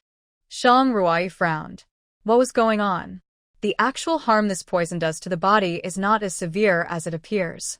Putting away the silver needle, she placed her hand on his wrist and slowly closed her eyes. At this moment, the energy in her body slowly seeped into his body. At this moment, she could see everything inside his body clearly. "I saw a massive black substance in his abdominal cavity. I guess it must be the poison." The energy in Shang Ruai's hands increased, and a pure force entered the body of the city king. The black poison disappeared in the blink of an eye. At the moment the poison disappeared, a tiny white appeared in Shang Ruai's consciousness. "What's this?" She looked at it carefully and was surprised to find that it was a poisonous insect. "What kind of goo is this?" "It's only as big as the tip of a needle, and if you don't look carefully, you can't see it at all." It seemed that the poison appeared to be ferocious just to cover up the fact that she was poisoned. Shang Ruai slowly opened her eyes. At this time, beads of sweat were already oozing out of her head. It took so much energy to treat such an ordinary poison. If she wanted to treat a more powerful toxin, she was afraid that she would run out of energy and faint. "How is it?" Jun Zigan stepped forward and asked in a low voice, "Do you know what kind of poison father was poisoned with?" "This poison is not serious." Shang Ruai's eyes fell on the face of the king of city, and she said with some confusion, "The poison has obviously been cured. Why is the pulse still so weak?" Upon hearing this, Jun Luoyun walked straight to the bedside, put her hand on the pulse of the king of city, and said in a cold voice, "What miracle, doctor? He is obviously a fraud. How is the poison cured?" She looked at the doctor kneeling on the ground. "Come and take a look to see if this princess has wronged her." Upon hearing this, the doctor hurried forward. And after a while, he bowed and said, "My lord," as the princess said, "the prince's pulse is weak, which is indeed a sign of poisoning." "Humph, you want to detoxify with just a silver needle?" Joke. "Besides, it's more than just poison." Shang Ruai glanced at them. Quack. She looked at Jun Zigan. "Can you trust me?" Upon hearing that, Jun Luoyun hurried to Jun Zigan. "Brother, you can't trust her. This person has ulterior motives and poor medical skills. It's possible that she was the one who poisoned father.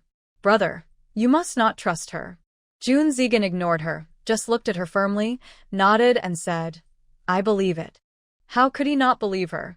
She was the closest person to him in this world, the only flesh and blood relative connected to him by blood. "Let them all go out, I want to detoxify him." When Shang Ruai said this, her eyes fell on the faces of everyone around her. As expected, she saw a flash of surprise on Jun Luoyun's face, with a hint of panic. It was indeed her. "Detoxify?" Shang Ruai nodded. "The reason why the pulse is like poisoning is because there is a poison in the body." Her eyes were cold. "Poison? What are you talking about here?" How could it be poison?" Jun Luoyun snorted coldly. "Could it be that you don't know how to detoxify, so you blame it on the poison? In my opinion, you are simply a liar. What miracle doctor? What poison? These are clearly your excuses. Brother." She turned to Jun Zigan and said, "This person has ulterior motives. Brother must not believe him. Get out. Brother, get out." Jun Zigan said coldly. Jun Luoyun glared at her fiercely, clenched his fists, turned and left. At this time, she and Jun Zigan were the only ones left in the room. "Brother," Shang Ruai said in a low voice, "there is a goo in father's body." "Goo?" Jun Zigan frowned. "As far as I know, most of the people who raise goo are from southern Xinjiang. Our western regions and southern Xinjiang are very far away, and we have never interfered with each other. They shouldn't have put a goo on father." Shang Ruai narrowed her eyes. "Maybe you have offended someone without knowing it, or maybe it's someone around you." "People around you? You mean Jun Luoyun?" Shang Ruai said in a low voice. "When I was talking about the poison just now, she was the only one in the room who changed her expression. It shows that even if she was not the one who planted the poison, she must be involved." Jun Zigan heard this. His eyes became fierce, and he slammed the table heavily.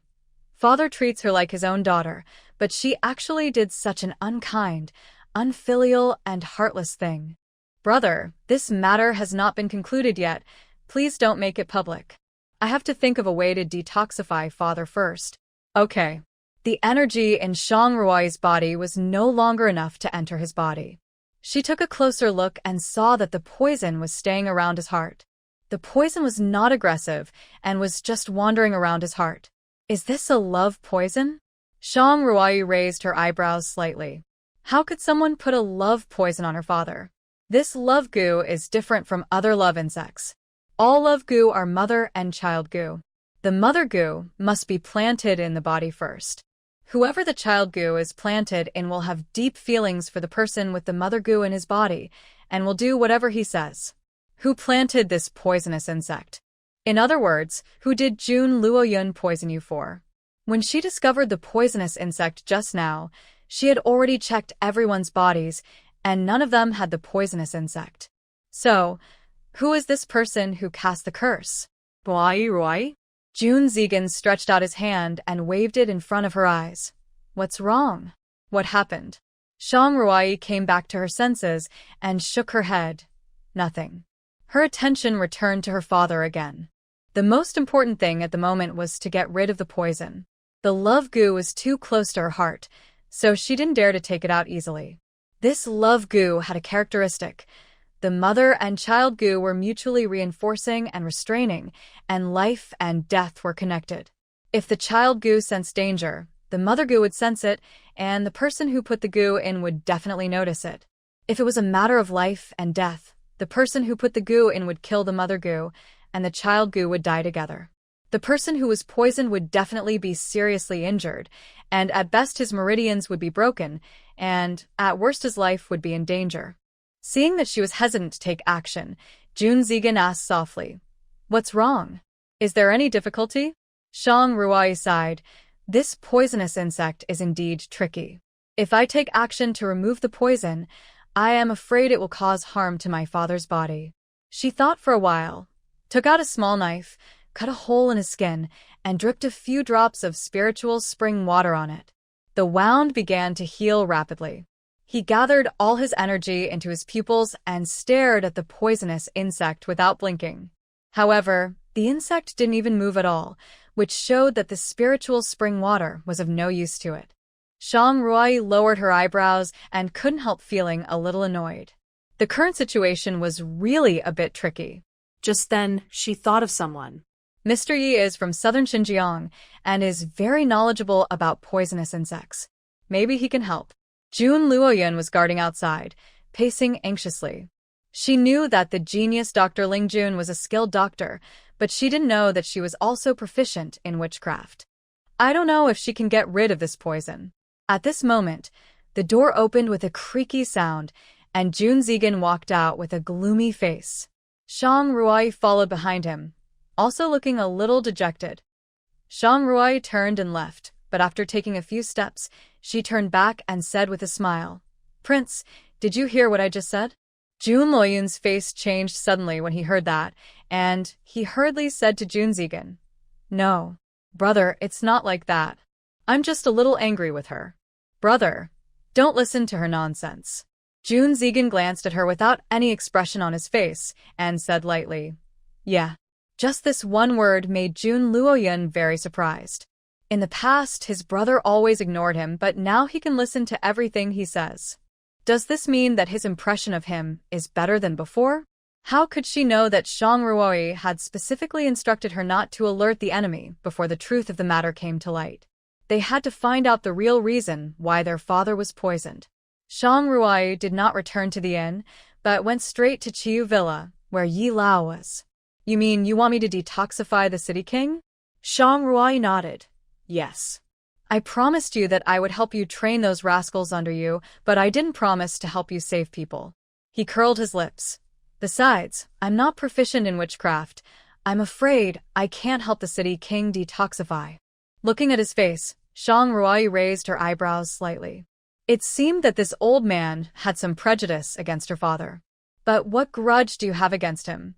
Shang Ruai's words made him choke, and then he curled his lips and said, "How did you know?" "I guessed it," she smiled. "Let me guess again, did he sneak into the Prince City's mansion and was dealt with?" Yi Lao's expression became even more interesting. He never expected that it would be guessed so completely, so quickly. Upon seeing this, old Yi stopped him hurriedly. Hey, what are you doing? Everything can be discussed. I think we'd better not discuss it. The city king treated you like this. You sneaked into the city king's mansion, but he didn't even let you see a hair. It's really wrong." Upon hearing this, old Yi said hurriedly, "I thought about it carefully. It's not their fault. After all, I went to steal. I was caught as a thief. The city king didn't chop me directly, which was considered to be taking care of me." Upon hearing this, Shang Ruai curled the corners of her lips slightly. She knew that this old man could not be dealt with in a normal way. No matter how hard she tried to talk to him, he would still be making trouble. He was a typical beggar who still complained about the rotten food. He went to the palace to steal, and he was not beaten to death directly. It was already very merciful.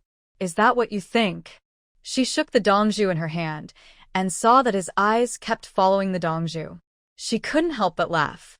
This old man was really obsessed with money. She put the dongju away. "Hey." Yi Lao frowned and said, "You're not going to give me this dongju?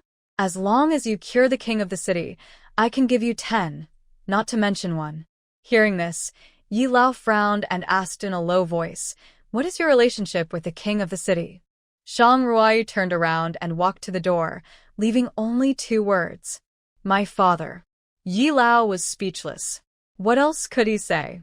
Since he was her father, why did he have to go through so much trouble? Even without the dongju, he would have to be saved. Shang Ruai knew this, and she just didn't want to make him unhappy. The two took advantage of the night and headed towards the city prince's mansion. At this time, inside the city prince's mansion, Jun Luoyun wrote a note, turned around and said to Qingqing, "Send it to senior sister.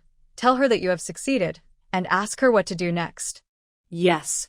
The queen looked at the note, her lips curled slightly, and she lazily lay on the couch, wearing a red gauze and bright red danku on her nails. Looking at her dress, it would be more appropriate to say that she is a demon queen rather than a queen. I didn't expect her to be so fast. Your Majesty is wise. The city prince really took the things sent by the princess without any precautions.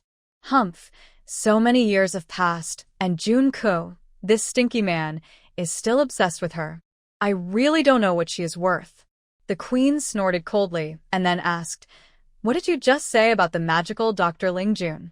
Replying to your Majesty, this ignorant kid who came out of nowhere and didn't know what the world is, relying on his medical skills, he doesn't know what the world is, and he is not to be feared. Qingqing said in a low voice. However, Prince Cheng and the Crown Prince think highly of her. Prince Cheng was with her during the day and did not let her go until after dinner. Upon hearing this, the queen could not help but frown. Based on her understanding of Prince Cheng, if he was not someone she valued very much or liked very much, he would think even a stick of incense was too much, let alone a whole day.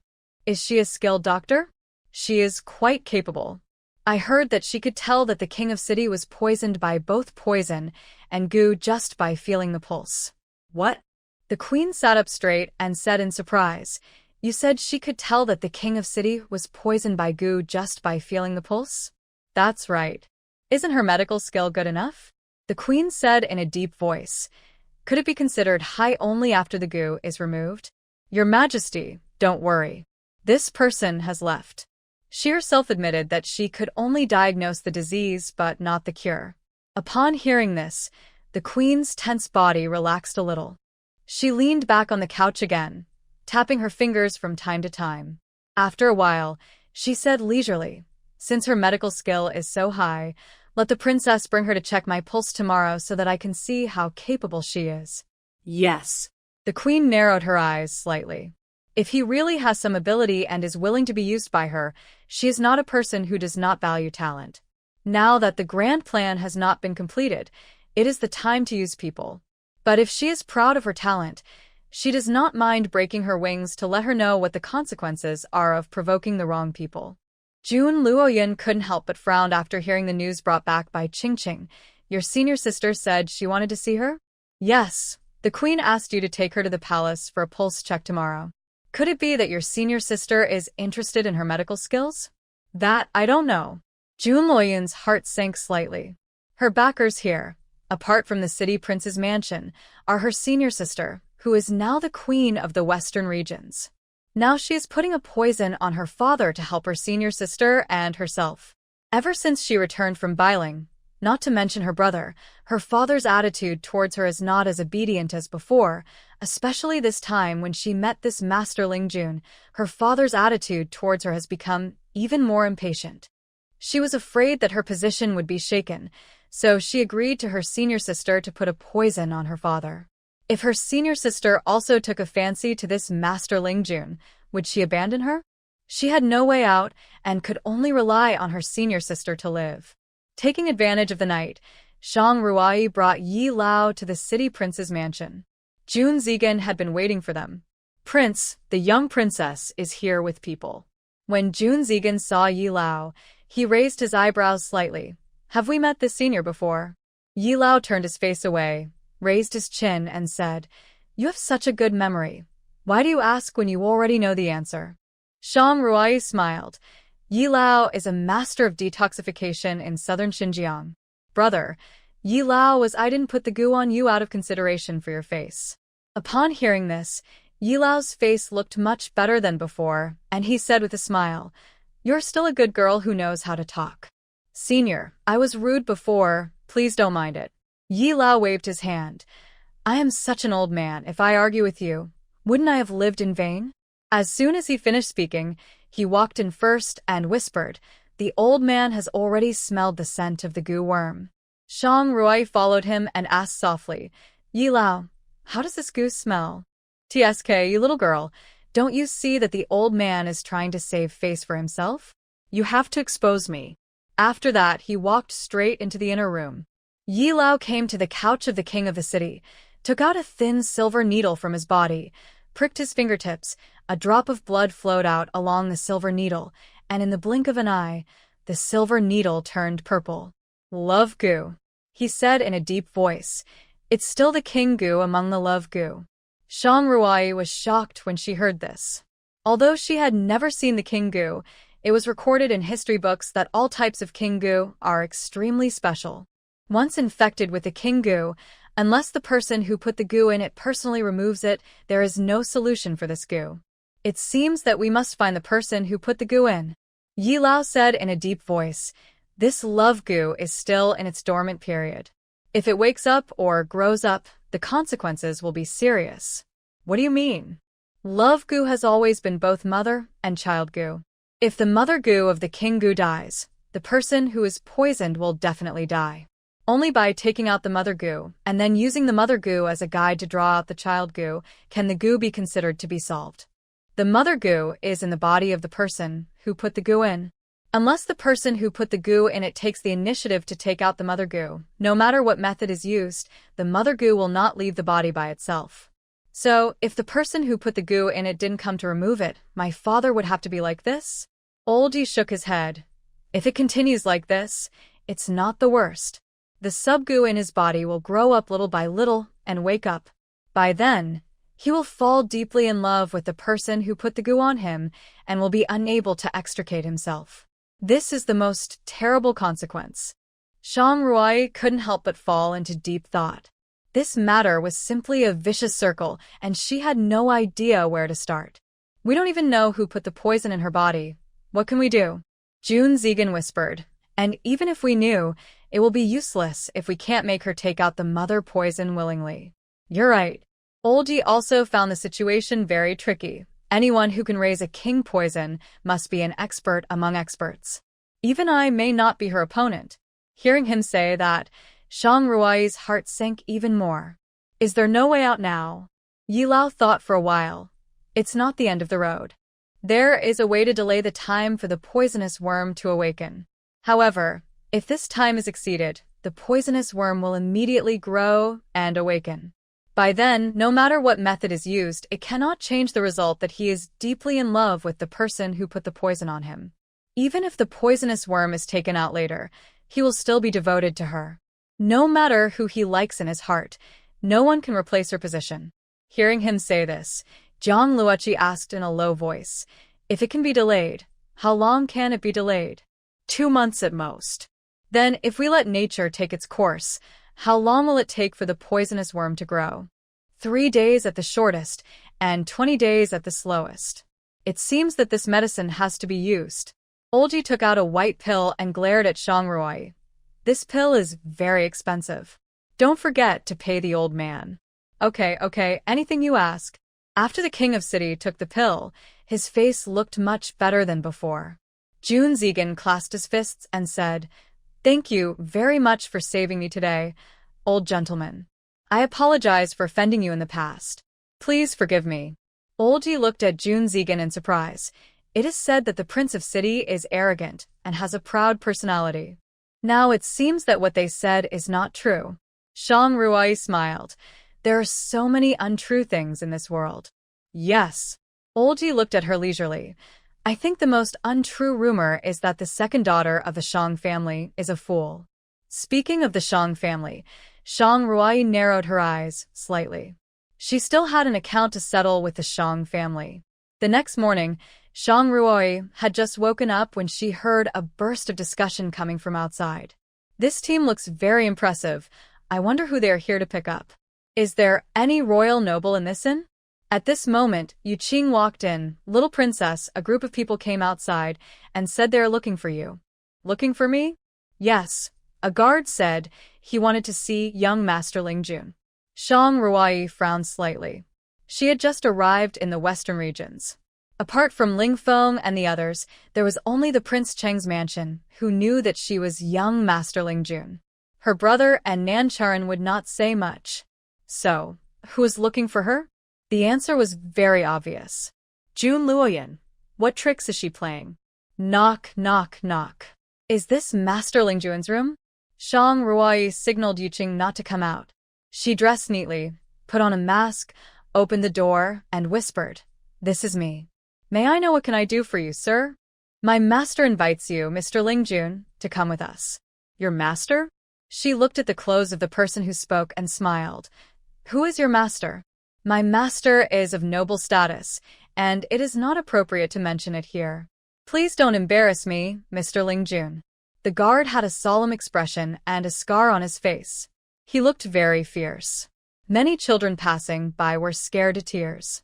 But in Shang Ruai's eyes, this appearance was not good enough. She had seen too many extremely vicious people. "Your master is noble. What does it have to do with me?" Shang Ruai was in a bad mood, and just when she had no place to vent her anger, he bumped into her. Her luck couldn't be worse. "Your master is noble, so I have to obey her orders? You are her servants, but I am not. I don't have the habit of being a dog. How dare you speak rudely? It means you don't want your worthless life. My master invites you, which means he thinks highly of you. Don't be shameless." He put his hand on the hilt of the sword. "Don't blame me for being rude." "You're welcome?" Shang Ruai smiled. Not long after, there was a loud, and a man fell from the second floor, hitting the ground and raising a cloud of dust. He covered his chest and couldn't help spitting out a mouthful of blood. Cough, cough, cough. Shang Ruai stood at the railing on the second floor with a playful look on her face. "Go back and tell your master that if he wants to ask me to send some guards with high martial arts skills, I'm too lazy to do anything for someone like you." The guard barely stood up, looking at her with shock and fear in his eyes. Strong, too strong. He never thought that she, who looked so young, had such profound internal strength. Before he could step forward, she slapped him downstairs. Now it seemed that his internal organs must have been seriously injured. However, looking at the way he was strolling leisurely, he must not have used even half of his strength. "If you offend the master, your good days will be over." He coughed twice, waved his hand, turned, and left. Shang Ruai looked at their departing backs, her eyes slightly narrowed, and looking at their attire, she knew that these guards were from the palace. It seems that Jun Luoyun is related to someone in the palace.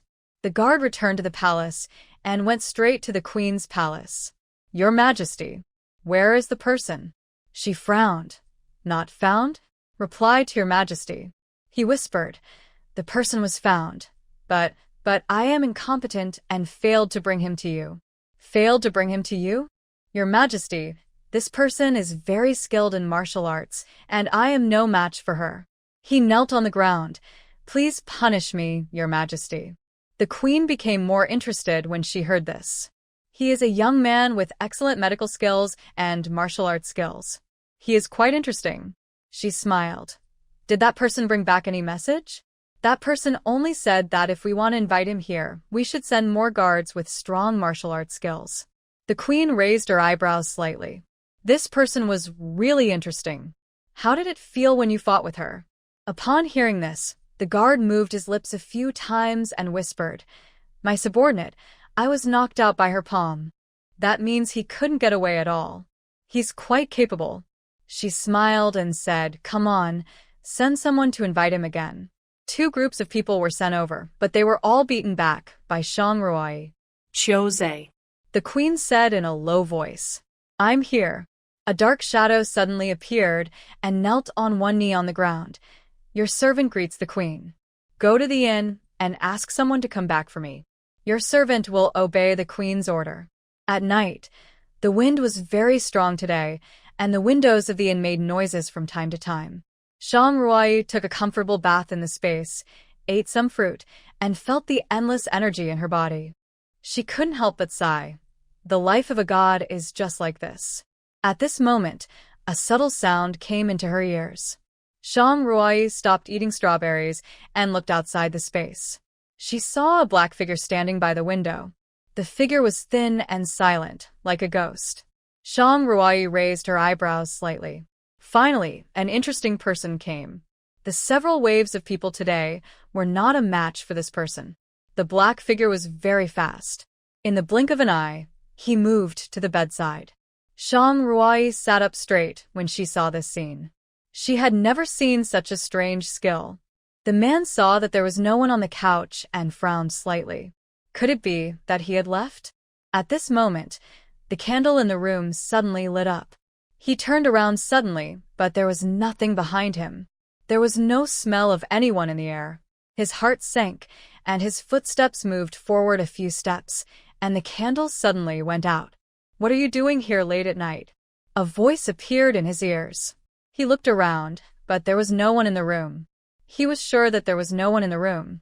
So where did this voice come from? "I am entrusted by my master to invite you to his house for a chat." Master?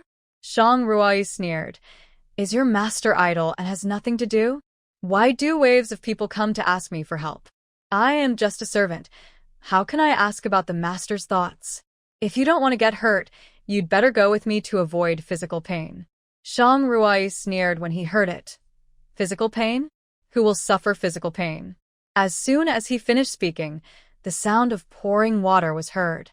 He turned around suddenly and saw a man in blue clothes pouring tea slowly at the table behind him. "Where did you come from?" He just felt a little confused. "I'm drinking tea here." "Are you kidding?" He just walked over from here. Can't he see such a big living person? "Sir, have you decided to go with me?" Shang Ruai shook her head. "If you want to invite me to see your master, you need to beat me. I'll give you a chance." She pointed outside. "This is not a good place to fight right now. There is a forest behind. As long as you can beat me, I will go with you." "Are you serious?" "A gentleman's word is as good as his." "Okay." The window shook, and the figures of the two disappeared in the room. Two figures passed through the air, and just as they stood still in the forest, the man's palm wind rushed straight to her face. Shang Ruai tapped the ground with her toes, and her body leaned back, dragging a long line on the ground. Seeing that the palm was about to fall on her, Shang Ruai narrowed her eyes slightly, stretched out one hand, and the strong internal force collided with his palm. There was a loud noise, and the internal force that condensed into substance spread out in all directions, and a figure flew out. Puff. A mouthful of blood spurted out, and the man fell to the ground. Shang Ruai said with some confusion, "I didn't use much strength just now. How come you can't even bear this?" "Not much strength yet?" The man coughed a few times. If he had used more strength, he would have broken his bones directly. Your internal strength is so strong." He had a hoarse voice and blood on the corners of his lips. He looked like a sickly beauty. TSK, TSK, TSK, TSK, this killer actually has such a good appearance. It's a pity that he has to do this job. Why are you looking at me like this?" Shang Ruai curled her lips. "If I'm not looking at you, do I have to look at the sky? I warn you, don't have any improper thoughts about me." Shang Ruai almost coughed. "Improper thoughts?" He actually said that. "You're a grown man. How can your head be filled with such dirty thoughts?"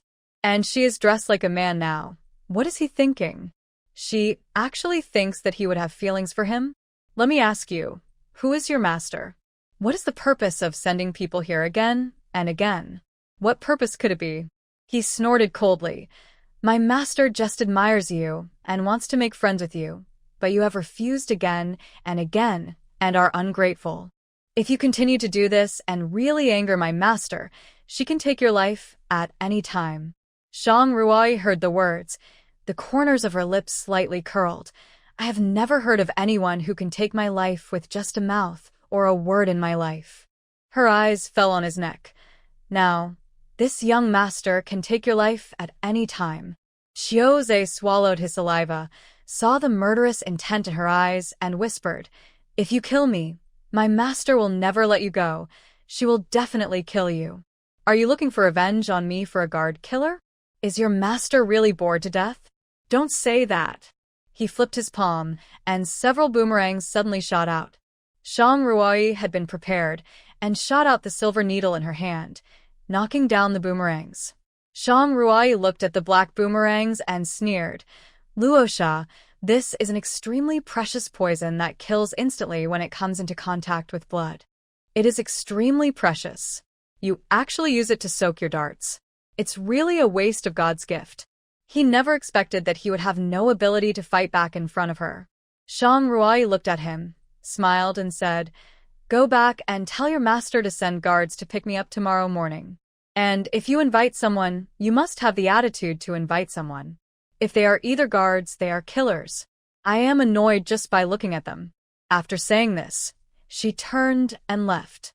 Xiaozhe looked at her from behind, and for some reason, he had a strong sense of crisis. His intuition told him that if he didn't kill her today, he would regret it later. He looked at the boomerang on the ground, picked it up, and shook his palm. 2 boomerangs flew out of his hand and headed towards Shang Ruai's back. Shang Ruai had already noticed his movements. She snorted coldly. Without even turning her head, she turned the pistol in her hand and fired 3 shots behind her. 2 darts fell in response. As for the 3rd shot, the person on the ground cried out in pain. "Hand! My hand!" His palm was pierced and blood was flowing. Shang Ruai turned around, looked at him, and said, "You deserve it. I was going to let you go, but you insisted on making trouble for yourself. Then you can't blame me. You. Shang Ruai no longer paid attention to him. If she hadn't asked him to pass on a message, the bullet would not have hit his hand, but his forehead. Xiaozhe looked at the gun in her hand and couldn't help but feel afraid. What kind of hidden weapon was this? The speed was so fast that it was impossible to avoid it.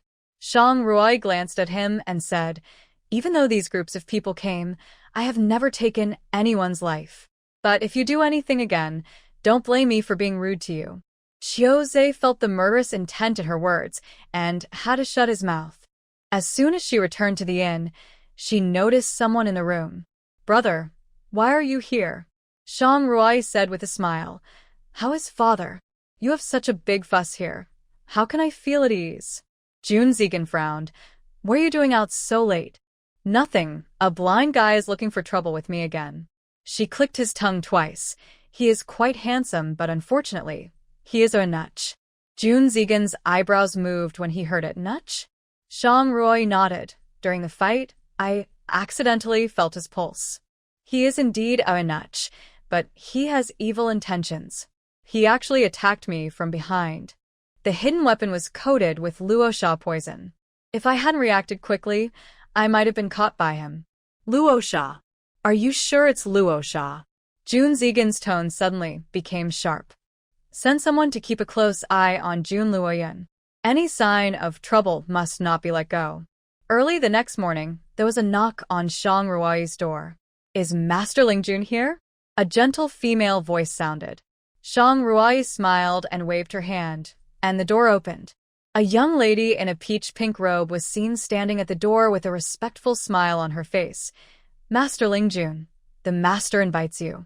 Shang Ruai raised the corners of her lips and said with a smile, "This is the attitude of inviting someone." Previously, they were either burly and rough men or killers with bad conduct. How could they catch the eyes of this master? It has to be someone as beautiful as you to be pleasing to the eye. "Master, you are too kind. I dare not accept it. If it can make you feel good, it will be my blessing." Shang Ruai looked at the purse on her waist. The girl's craftsmanship is really good, but what is embroidered on it? Xiaochu smiled. "It was just embroidered by my sister. She just learned embroidery and embroidered it for fun. I carry it with me just as a souvenir." "Keep a souvenir?" Such words are usually only said to those who have passed away. "Master Lingjun, please follow me." Jun Zigan was standing in a tea house not far away and watched Shang Ruai leave with Yuqing. Nan Charan, who was following him, had a slightly gloomy expression on his face and said in a low voice, "Aegon, that woman is Xiaochu who is beside the queen. Why would the queen suddenly want to see her?" Nan Charan rolled his eyes. "Did Jun Luoyun also enter the palace early this morning?" Jun Zigan couldn't help but frowning. Could it be that Jun Luoyun had said something to the queen? These things were like a tangled mess, filling his mind. When Shang Ruai was halfway through her journey, the carriage she was riding in suddenly stopped. "Master Lingjun, please change to a sedan chair." Shang Ruai lifted the curtain and whispered, "Why?" "Master, carriages are not allowed in the palace. You can only ride in sedan chairs." Shang Ruai nodded. Your master is from the palace. Xiaochu just smiled and said nothing. Seeing this, Zhang Ruoyi had to get up and sit in the sedan chair they had prepared. As soon as she sat in the sedan, Zhang Ruoyi felt the drug filling the air. Ordinary drugs are very easy to detect. However, the drug in this sedan was made from the blood of a hallucinogenic insect. It would have been impossible to discover it if one had not done some research on the insect. Since she wanted to make herself unconscious so much, she should just cooperate. After a while, a voice was heard coming from the sedan chair. Xiaochu slightly lifted the curtain and saw that Zhang Ruoyi was unconscious. The respectful smile on her face was gone, and there was a hint of mockery in her eyes. What miracle doctor? What Master Lingjun? He was just a hypocritical guy. All men in this world were like this, even the highly praised Dr. Lingjun. Recalling the look in her eyes and the smile on her lips when she opened the door and saw him, she wished she could pick up a knife and dig out her eyes. Wait, after you are used by the queen, I will tie you up and make you my medicine man. I will let you experience all kinds of tortures and thousands of poisonous insects in this world, and let you know what it feels like to have thousands of poisons gnawing at your heart. Although her voice was low, Zhang Ruoyi heard it all. Your Majesty, thousands of poisons are gnawing at your heart. It seems that his guess was correct. The queen she was talking about was the one who had poisoned his father with love. TSK. At such an old age, there are still people who go to great lengths to cast a love poison on him in order to win his heart, and it's an extremely rare love poison. Her father is really lucky. The sedan chair passed through the corner gate and walked for a while before finally stopping next to a rockery. Xiaochu whispered, "Carry the person in." She took out a token and put it in a groove. With a click, the mechanism was activated, and a door opened on the rockery that was wide enough for two people to pass through. It was dark inside. Xiaochu put the token on his waist and took out a fire starter from his arms. Only then did some light appear in the secret passage. No one noticed that Zhang Ruoyi, who was supposed to be unconscious, had already opened her eyes. In her hand was the token that Xiaochu had just used to open the door, while Xiaochu's waist was empty. After walking for a while, a beam of light came, and everyone walked out of the closet in a side hall of Jinxiu Palace. Zhang Ruoyi couldn't help but nod her head. This secret passage was indeed hidden. Xiaochu came to the queen's bedroom and said softly, "Your Majesty, I have fulfilled your order. I have brought the person here." Good. The queen sat up and said with a smile, "Sure enough, this beautiful face is the most attractive. I sent so many people, but they were all useless." Xiaochu said respectfully, "Your Majesty has trained her well. You're just sweet-talking." The queen put her hand on Xiaochu's arm and said lightly, "Where is she? Where is she?" "Your Majesty, she has fainted. I put her in the side hall." "Where is Luoyun? Where did she go again?" The queen frowned slightly. "This child ran around as soon as she came to my place, and now even her shadow has disappeared." The maid who had been serving her by the bed heard this and said with a smile, "Your Majesty, Princess Luoyun went to the dark room at the back." "She went to the dark room again. Did you tell her not to touch my things casually?" There were poisonous insects that she had raised for many years. "Don't worry, Your Majesty. I've already told them." "Where's the Emperor?" "Your Majesty, the Emperor just came and saw that you were resting, so he said he would come later. He should be with another Majesty now." The queen sneered, "Men are all useless. When the Emperor comes again, tell him that I have been feeling unwell these days and ask him to rest somewhere else." "Yes, Your Majesty." She came to the side hall. Her eyes fell on the person on the bed. A hint of interest flashed in her eyes. "Since the young master has woken up, why are you pretending to be asleep?" Zhang Ruoyi curled the corners of her lips slightly. "I didn't expect Your Majesty's eyesight to be so good." Xiaochu was stunned when he saw this. How could this person wake up so quickly? She had put such a large amount of sleeping pills in the sedan chair. Without her antidote, even if he was as strong as an ox, he would not be able to wake up so easily. When did Master Lingjun wake up? Zhang Ruoyi thought for a moment after hearing this. When should I say I woke up? Was it when I first arrived here, or when Miss Xiaochu muttered to herself that she wanted to make me into a drug man? Or when I first entered the palace, or when I just got on the sedan and noticed that there was a drug in the sedan? She smiled. When does Miss Xiaochu hope I wake up? You didn't faint at all. I didn't faint. Are you disappointed? Master Ling Jun. The queen smiled. My servants always like to make jokes. I hope you don't mind. Shang Rui got up from the bed. Her eyes fell on the bright red robe on her body and the phoenix crown on her head. She bowed. Are you the queen? Yes, I am. I greet the queen. How dare you? You didn't kneel when paying your respects to the queen. Where did you learn this rule? Xiaochu frowned and said angrily. Why don't you kneel down? Shang Rui looked at her. Her lips curled slightly, her eyes were full of coldness, and her gaze at Xiaochu was even more captivating. The powerful aura around her made Xiaochu step back uncontrollably. No one in this world can force me to do anything. You are a little girl, but you are quite courageous. Shang Rui's voice was not loud, but the pressure contained in it made the queen a little frightened. Xiaochu. Master Ling Jun is a distinguished guest invited by the palace. How can you be rude? Xiaochu bit her lip when she heard it, walked to Shang Rui unwillingly, and bowed. It is my humble servant who has overstepped my authority. Please forgive me. Shang Rui did not look at her. Her eyes fell on the queen. I wonder why Her Majesty went to so much trouble to find me here? She didn't think that the queen came to her to drink and chat. I don't have anything to do. I just heard that there is a miracle doctor in the folk, named Master Ling Jun. By chance, I also learned that Master Ling Jun came to our western region. This is simply a great fate. However, it is inconvenient for outsiders to enter this palace, so I had to send someone to invite Master in this way. Shang Rui smiled. It doesn't matter.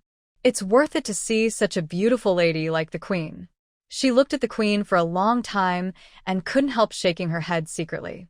She really didn't know what her father thought of her. He actually thought that the queen was a lady from a noble family who didn't even dare to speak, but how could the woman in front of him be timid? It would not be an exaggeration to say that she was a demon queen. The queen seemed pleased by what she said, and the smile on her face became even bigger. I heard that Master Ling Jun is a miracle doctor. Since you are here, please help me diagnose my pulse. Okay. Shang Rui put her hand on her pulse, secretly injected the energy in the space into her body, and kept searching for the trace of the mother goo. But she searched for a long time and found nothing. Could it be that she was wrong? Could it be that she was wrong? It has nothing to do with the goo and the queen? She withdrew her hand. The queen is in good health and has no hidden illness. The queen heard this and smiled. That's the best thing. At this time, a maid walked in. Your Majesty, Princess Luoyun is here. Let her in. June Luoyun ran in wearing a crimson robe. Just as she was about to call senior sister, her eyes fell on the mask that made her hate it so much. Ling Jun. It's her again. Empress. The queen nodded. You are here. Take a look at this person. Have you seen him before? June Luoyun raised his chin and said, You are a commoner, and you didn't even say hello to me when you saw me. I really don't know what my brother and father like about you. Could it be because of that half of your face that looks like your brother? As soon as June Luoyun finished speaking, the expression on the queen's face changed suddenly. Take off the mask. Why? Shang Rui smiled. I have worn this mask for 10 years and have never shown my true face to anyone. I am sorry that I cannot agree to it. I said, take off the mask. Her eyes were full of coldness, and she said angrily, If you don't, don't blame me for being ruthless. I was wondering why the people sent by the queen always say this. It turns out it's because the queen often says it. You didn't hear what I said, did you? You are avoiding the question here. Do you really think that I dare not touch you? As soon as she finished speaking, the internal force gathered in her palms. The hair by her ears moved without wind, and her nails were actually a little longer than before. I heard people say before that the queen is a gentle and soft-hearted person, but I didn't expect the rumor to be so outrageous. Shang Rui sneered. Although the queen's internal strength is strong, she may not be a match for this young master. She shook the folding fan in her hand. Her face did not change, and she was still smiling, but the smile did not reach her eyes at all. I will say it again, take off the mask. She looked at the silver mask. She wanted to smash it with one palm. The half of the face outside not only looks like Jun Ziqian but also looks exactly like that little witch Rugia. Thinking of what Jun Luoyan had said before, that King Cheng and Jun Zigan were surprisingly nice to this young masterling Jun, he couldn't help but feel even more annoyed. She looked at Shang Ruai, and a very familiar face gradually appeared in front of her eyes. That face that she wanted to tear apart. Since you want to try, I will give you this opportunity. The internal force in her hands surged, and her figure was like a ghost, rushing straight towards Shang Ruai. Shang Ruai had a cold expression and swung out her palm, directly facing the queen's palm. The queen didn't expect that she would face her head-on. You are quite courageous, boy. The queen said coldly. You dare to take my with your bare hands. You are really courting death. It is true that your majesty has profound internal strength, but it is only this much. As soon as she finished speaking, Shang Ruai shook her arm, and a powerful force suddenly appeared.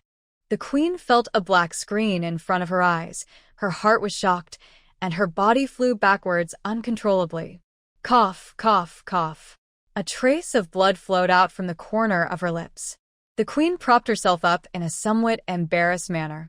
Her hair, which had been neatly combed, was now in a mess, and her dress was stained with a lot of dust. As long as this insect touches the skin, it will drill into it instantly. She has never failed with other puppet insects, but now the king goo has been beaten to death. How can she be willing to accept this? God knows how much of her own blood she fed to this king goo. The puppet goo must be fed with essence and blood so that it can communicate with its master's mind. Now, it died before it could accomplish its mission. Your Majesty is proficient in the art of witchcraft and can actually raise such good poisonous insects. It's really enviable. Shang Ruai smiled and said, Unlike me, I can only kill the poisonous insects. His words were clearly meant to irritate people. The queen's face turned pale. She didn't expect that after all her efforts, not only did she not see her true face, but she also lost a puppet king goo. At this time, Shang Ruai could already conclude that the person who had poisoned her father was the queen of the western regions. As for the reason, it must be because of love. But so many years have passed, whether it was because she liked her father or because she was unwilling to see her father fall in love with someone else that she broke off the engagement with her, I guess only she herself knows. Who are you? Shang Ruai smiled. Who do you think I am, Your Majesty? Don't keep me in suspense. Who is your biological mother? It's really interesting that you asked the same question as the king of the city. Upon hearing this, the queen's pupils shrank sharply. I am from Biling and my mother is Miss Li from Biling. Li family? The Li family that raises Dongzhu? Exactly. The queen frowned slightly. I like Dongzhu. The emperor has bought many for me from the Biling Li family, but I have never heard of any daughters in the Li family. My mother passed away early, when I was very young, so naturally you haven't heard of it. The queen felt relieved when she heard this. Just looking at his face, I still feel a little skeptical. Then why don't you show your true face to others? My mother died early because of her stunning appearance. I don't want to add to these troubles, and I don't want to see my face anymore. Do I have to care about this? Shang Ruai said in a low voice. To be frank, I am not a citizen of your western regions. It is not appropriate for the queen to bring me into the palace in this way. And you are fighting with me here. Although I am not from a famous family, I have saved many powerful people in these 4 countries. If the queen goes out to inquire, you should not imprison me here. What's more, you can't lock me up at all. The queen gradually calmed down, thinking about her words. A smile suddenly appeared on her face. You are really an interesting person. Thank you for the compliment, Her Majesty. Although you are from Biling, I admire you very much. How about this? I can discuss with the emperor and give you an official position, and you will be responsible for taking my pulse in this palace. The money will not be short of money. How about it? Stay in the palace and take her pulse. She actually thought of it. Thank you for your kindness, Her Majesty. I appreciate it, but over the years, I have been used to being free and undisciplined. I usually treat people based on whether they are willing or not. This character cannot be changed at all, so I am not suitable for working in the palace. She smiled and said, "As for money, I really have no shortage of it." Hearing his refusal without hesitation, the queen's forced smile was about to break. Seeing this, Jun Luoyun hurriedly said, "You are really interesting. You don't want the official position and money you are given. What else do you want? The queen herself wants to find you an official position, but you don't appreciate it. You are really a blockhead." "Blockhead, so what?" Shang Ruai sneered. "It's better than someone living in someone else's house, worried all day, afraid that someone will come back one day and lose everything. I rely on my own hands no matter what I want, so I do everything with my heart. I am not like the princess, who uses someone else's identity, enjoys the glory that does not belong to her, and does ungrateful and treacherous things." Shang Ruai's words made the queen and Jun Luoyun feel depressed. "What do you mean by this?" "I think the princess knows what I mean." Jun Luoyun's chest rose and fell violently. Could it be that she knew that he had put a curse on his father? Impossible. How could this be possible? Please explain clearly. When did I do something ungrateful and disloyal? Shang Ruai saw the expressions of the two people, and she knew clearly in her heart that what she guessed and thought was true. "I detoxified the king of city. Although the king is not awake now, I also have merits. Now, in this Jinxiu palace, the princess has no regard for my kindness to the palace and wants people to drag me out. Isn't this ungrateful and disloyal? It turned out to be because of this." Jun Luoyun's heart was put back in her stomach. She said in a cold voice, "Although you saved my father, it is also a fact that you were disrespectful to the queen. Your merits do not make up for your faults, so you must be punished." "Okay." The queen looked at Shang Ruai and whispered, "Have you thought about my proposal just now?" "Of course," she said without hesitation. "Your Majesty is kind, and I appreciate it." The queen knew in her heart that since she said this, she had made up her mind not to submit to her. If such an excellent person cannot be used by oneself, then there is no need for him to continue living. Who knows, one day in the future, they will stand on the opposite side, and she will become her biggest threat. She narrowed her eyes and whispered, "In this case, I don't want to force it. I will have someone send Master Ling Jun out of the palace later. In this case, thank you, Your Majesty. But there are some things that I still want to say." The queen smiled. "After leaving this Jinxiu palace, you must forget what happened today, otherwise. Don't worry, Your Majesty. Ling Jun knows his limits." Jun Luoyun stood aside, unwilling in her heart, but helpless. Since her senior sister said so, she naturally couldn't say much. The queen ordered someone to send her back the same way. Jun Luoyun stood beside her and whispered, "Senior sister, this young Master Ling Jun must not be kept. I naturally know this. Do I need you to tell me?" The queen said coldly, "She is very capable. I originally wanted to recruit her for my own use, but she is shameless. Don't blame me for being ruthless." Senior sister means. Just wait. Even if she has great abilities, she can't escape death. She never believed that someone could keep a secret forever. In this world, only the dead can keep their mouths shut forever. When Shang Ruai returned to the inn, Jun Ziqian came to her. "Did you do it in Jinxiu Palace?" Shang Ruai nodded. Brother is really well informed. He received the news so quickly. "Are you injured?" "No, but there are some things I want to talk to you about." "What is it?" "The person who poisoned my father was the queen." Jun Ziqian's face was gloomy, and he said in a deep voice, "It was really her." "Brother has suspected it for a long time?" Jun Ziqian nodded. "In the hearts of the people in the western regions over the years, the queen has always been a gentle and motherly image, but I have seen her kill people with my own eyes.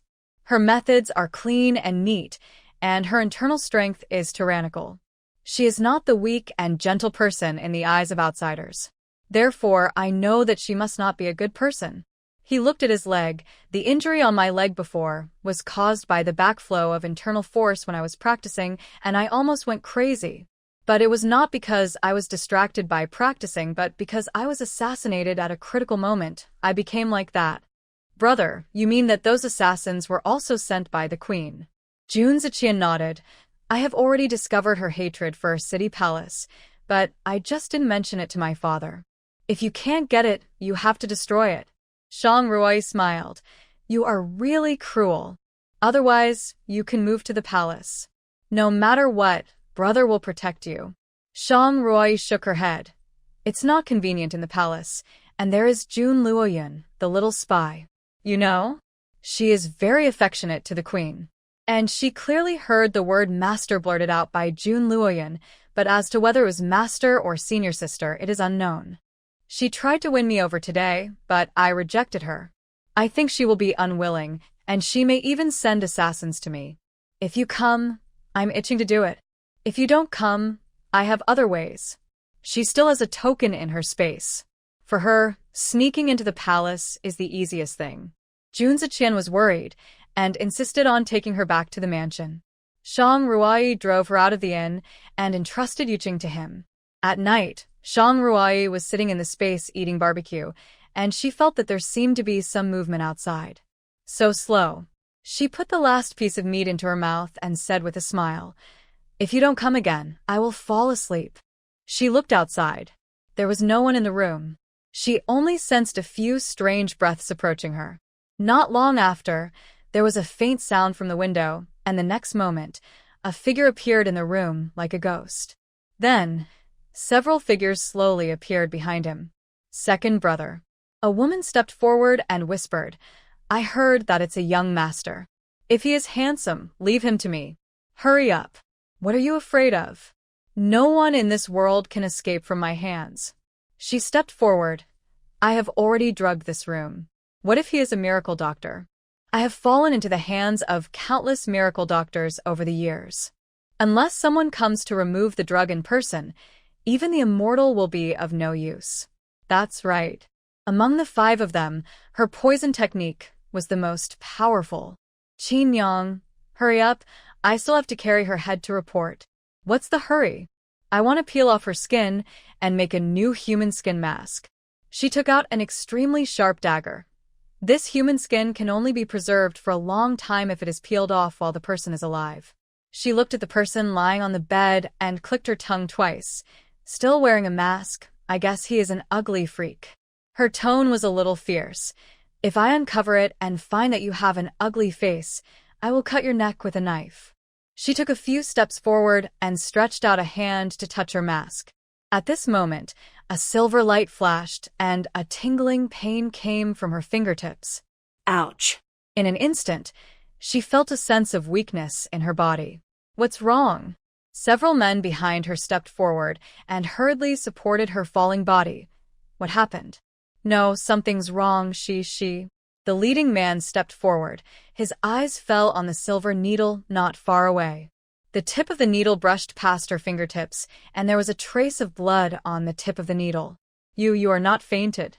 Qin Yang whispered, Impossible, absolutely impossible. What's impossible? Only a chuckle was heard from the bed. You guys, you talk too much nonsense. If you don't come forward, this young master will fall asleep.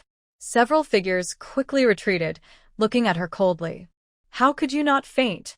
My drug is so powerful that even a great god can't resist it. You said that. Aren't you afraid of your tongue being bitten by the strong wind? Shang Ruai sneered. Have you seen a great god? I've seen people who make up stories, but I've never seen people who make up stories like you. Qin Yang was still a little unconvinced when she heard this, but she couldn't find any reason to refute it when she saw that she was really not affected at all, but she was poisoned and felt weak all over. In fact, Qin Yang's drug was indeed very overbearing, the most powerful one Shang Ruai had ever seen. If she hadn't been protected by the space, she might have been affected by it at this time. It doesn't matter. Even if she wasn't drugged, she wouldn't be our opponent. They took up their positions and prepared to launch an attack.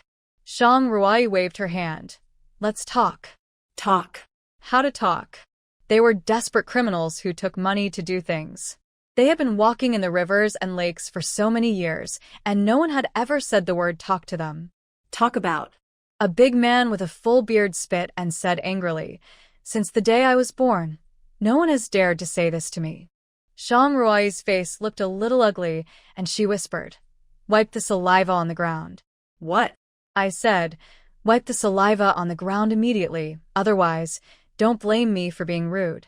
"TSK, you little rascal, you have a big tone, you dare to talk to me like this." The big man laughed. "Today I will let you know what it means to be ignorant of the world, and what it means to be rude."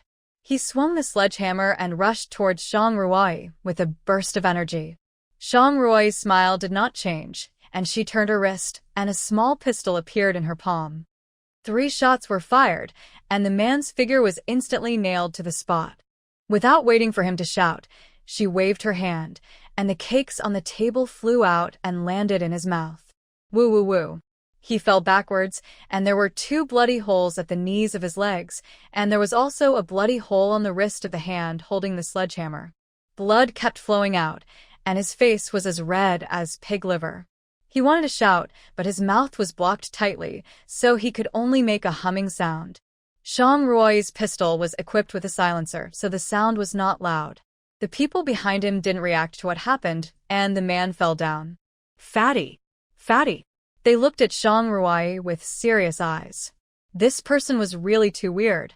Not afraid of poison, and so skilled. How could a young man do this? What was the hidden weapon you threw just now? Shang Rui smiled. Something that will take your life. Young man, don't be arrogant. It's just a trick to take advantage of the situation. We'll fight and show you how powerful we are. After saying that, they dragged the fat man lying on the ground to one side. They surrounded Shang Rui, and their internal forces surged. At this moment, Qin Yang took the lead and took a step forward. Her right hand hooked and grabbed Shang Rui's throat. Shang Rui moved back and avoided Qin Yang's attack. Before she could stand still, a palm wind appeared behind her. It seems that they wanted to use this method to overwhelm her and defeat her when she was exhausted. But they didn't expect that they had space to support them and would not feel tired at all. She seized the opportunity and slashed Qin Yang's arm with the dagger in her hand, causing blood to flow. Her blade was extremely sharp, and the artery in her arm was cut. If she was not treated in time, her arm would be useless. Even if she was cured, she would be subject to many restrictions when using it. Medicine and poison are inseparable. Qin Yang naturally knew how serious the injury on her arm was, and said angrily, "Second brother, help me kill her. You must kill her. If she can't be cured, the future poison making will be affected. Don't worry, today, even if the gods come, she can't run away." The big knife in his hand flew, and the attack fell on her body like raindrops. Every time he chopped down, he carried a strong internal force. Shang Rui resisted with the dagger, but felt that her tiger's mouth was numb. It was indeed much stronger than the previous waves.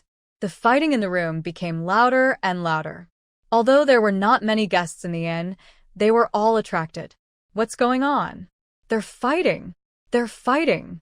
The shopkeeper looked miserable. It was all over. If they continued fighting like this, wouldn't their small inn be torn down? At this moment, the door of the room was smashed. A figure fell out in a rather embarrassing manner and barely managed to stabilize himself after hitting the railing on the 2nd floor. It was a close call. He almost fell down. If he fell from this height of nearly 2 meters, he would be crippled. Just when the onlookers were relieved for him, a man in a black robe and a mask came out and stood beside him. "Are you still fighting?" The man looked at her with a bruised face and shook his head. "No, no more. If you want to fight, I can accompany you." "No, no, no more." A weak voice came from the room. "No more fighting." Shang Rui nodded. "Pay the money you owe, and I will consider letting you go." Pay. Pay. "We pay." The man who was kicked out of the room by her stood up, holding his ribs, grimacing in pain, and limped down from upstairs. "Where is the shopkeeper?" he shouted. Here I am." The shopkeeper stepped forward cautiously with a flattering smile on his face. "Sir, I am here." The man took out a silver ingot from his arms, which was a full 10 taels. "Enough, enough, enough." The shopkeeper said with a smile. Very enough. Enough for what? Shang Ruai rested her hands on the railing and smiled leisurely. 1,000 taels. 1,000 taels. He spoke loudly so much. Why, you don't want to take it. Shang Ruai looked behind her. If you don't want to take it, it's okay. I'll go ask them. After she finished speaking, she turned around and wanted to leave. Seeing her move like this, he hurriedly took out a silver note of 1,000 taels from his arms. Not much, not much. Are you kidding? Who in a room is not seriously injured now? How can they withstand her tossing? Young master, we have paid for the gift, apologized for the crime, and taken the money. I wonder if we can leave now. Shang Ruai nodded. Let's go. She whispered. Go back and tell your master that there is no need to do useless things. When I am free, I will go to her in person. I will not be as easy to talk to as I am today. Yes, yes, we got it. The few people supported each other and got up and left. Even the woman who played the zither. The look in her eyes changed again and again, and there was a trace of inexplicable grievance in her eyes. It was the first time that she was beaten like this by a man. How could she know that the handsome young master in her eyes was actually a woman? They arrived at Jinxiu Palace. The queen had not rested yet. Listening to their report, she couldn't help but said in a deep voice, You mean, there are so many of you, but she beat you into this state? Your Majesty, we really tried our best, but the opponent is too strong. We can't beat her. We really can't beat her. He pointed at Qin Yang, whose arm was still bleeding, and said, Her poison can't pose any threat to that bad boy. The poison can't be effective, and the fight can't win. So many people beat one person and still lost so miserably. If it were to be spread out, people would probably laugh at them. The queen's face was gloomy. She actually underestimated her. She waved her hand. Go down. It seemed that the master had to take action. She touched her heart and whispered, It won't be long. As long as the love poison wakes up, Junko will be mine, forever. At this moment, she felt a slight pain in her heart. Her lips turned pale. She suppressed the sweet taste in her mouth, took out a pill and swallowed it, and the pain in her heart slowly disappeared. Shang Ruai dealt with those men, and the shopkeeper was a little overwhelmed with the 1,000 taels of silver. Young master, this. I'm really sorry for making your place like this. No, it's okay. His face was full of smiles. This is too much silver bills. It doesn't take so much silver to repair this place. This is given to you by the gang of thieves. Just keep it. Seeing that he couldn't refuse, the shopkeeper smiled and said, Thank you, young master. Her room was no longer habitable. The shopkeeper originally wanted her to live in other rooms, but she refused. Since the queen sent assassins to take her life, she was not someone who could bear such humiliation. She needed revenge. A figure quickly shuttled in the night sky. This time she didn't have the secret passage, but directly came to Jinxiu Palace with Qinggong. At this time, the candles in Jinxiu Palace had gone out, and everyone must have gone to bed. Shang Ruai came to the bedroom, hiding her body in the space, looking at the queen who was sleeping unsteadily on the bed, with a slight curl of her lips. She really cherished her hair very much, even wrapped it with silk when sleeping. During the day, she saw the queen always touching her hair with her hands. It must be said that she really took good care of her hair, like silk. If this black hair was gone, it must be as uncomfortable as taking her life. The next morning, a scream came from Jinxiu Palace. No. My hair.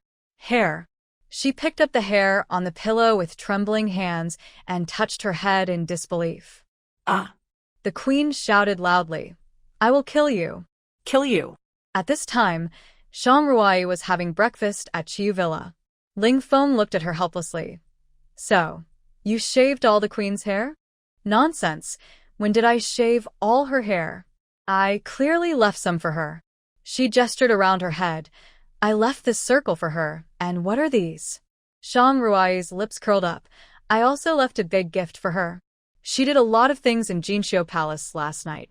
After shaving her hair, she looked around the room. It seemed that the savings of a queen of a country should not be small. She gathered her energy with her pupils, and everything in Jinxiu Palace came into her sight. She found that there was a secret room in the side hall at the back, which was full of gold, silver, and jewelry. Not only that, there were some strange things in another room. She came to the side hall, and those mechanisms were useless in her eyes. She quickly opened the secret room and put all the gold, silver, and jewelry inside into the space. When she came to another secret room, she couldn't help but be shocked. There were bottles and jars in the room, and each jar contained a poisonous insect. There were so many that she couldn't even name them. Her eyes fell on a box, and she saw a poisonous insect inside, which was somewhat similar to the love poison. It seemed that only Master Yi could distinguish these poisonous insects. So, she put everything in the room into the space. After doing all this, she left Jinxiu Palace.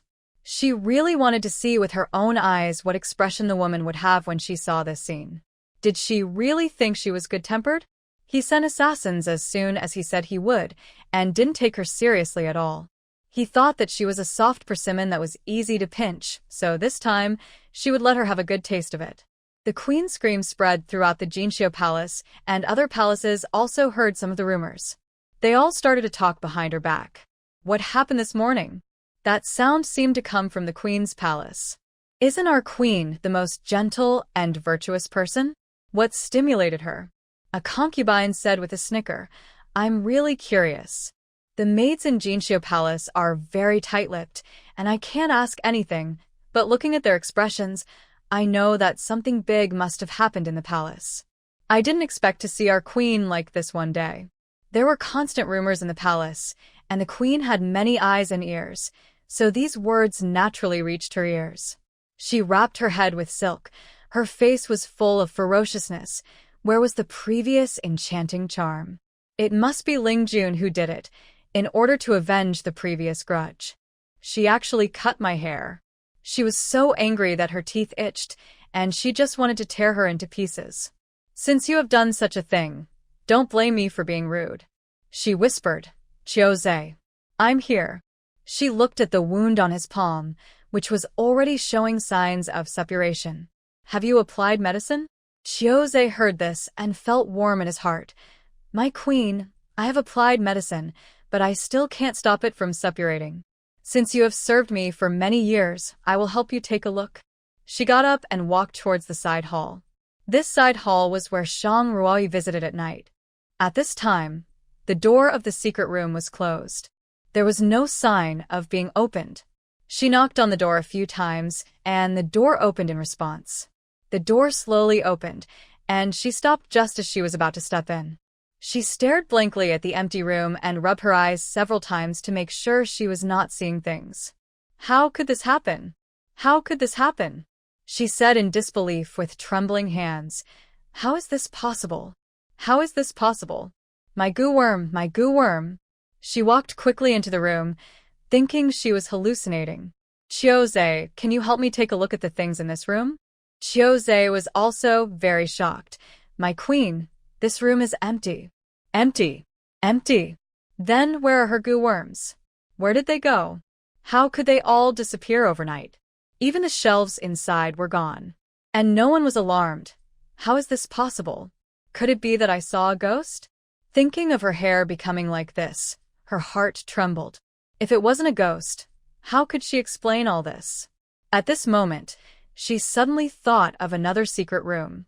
She rushed out and opened the other secret room, only to see that the secret room was empty, just like the one just now. Her hard work, the treasures accumulated for so many years. Gone, all gone. She was unsteady on her feet and was about to fall to the ground. It was over, all over. The poison was gone, and so were her savings. Your Majesty, be careful. Chiozei hurriedly supported her. At this moment, a breeze blew, and the silk on her head was lifted up. Chiozei's pupils shrank slightly, and she hurriedly lowered her head. Ugly, so ugly. How can this be? She gritted her teeth and said angrily, How could it become like this? I came to see you yesterday. How come it has become like this today? Her eyes fell on Chiozei. You were so ugly yesterday. Has anyone approached here? Your Majesty, your servants did not notice anyone coming here. How is it possible? There are dozens of large boxes and jade screens in her secret room. How could so many things be taken away quietly overnight? Your Majesty, look, Chiozé whispered. There is a footprint here. The queen looked in the direction of his finger and saw that there was indeed a footprint in the secret room, but there was only this one. However, this is enough to prove that someone has indeed visited her secret room. Your Majesty, look at this mark. It was not made by someone in the palace. He whispered. The shoe print is completely different from the one made in the palace. He frowned, and looking at the size of this footprint, it looks like a woman's. Woman? How is it possible?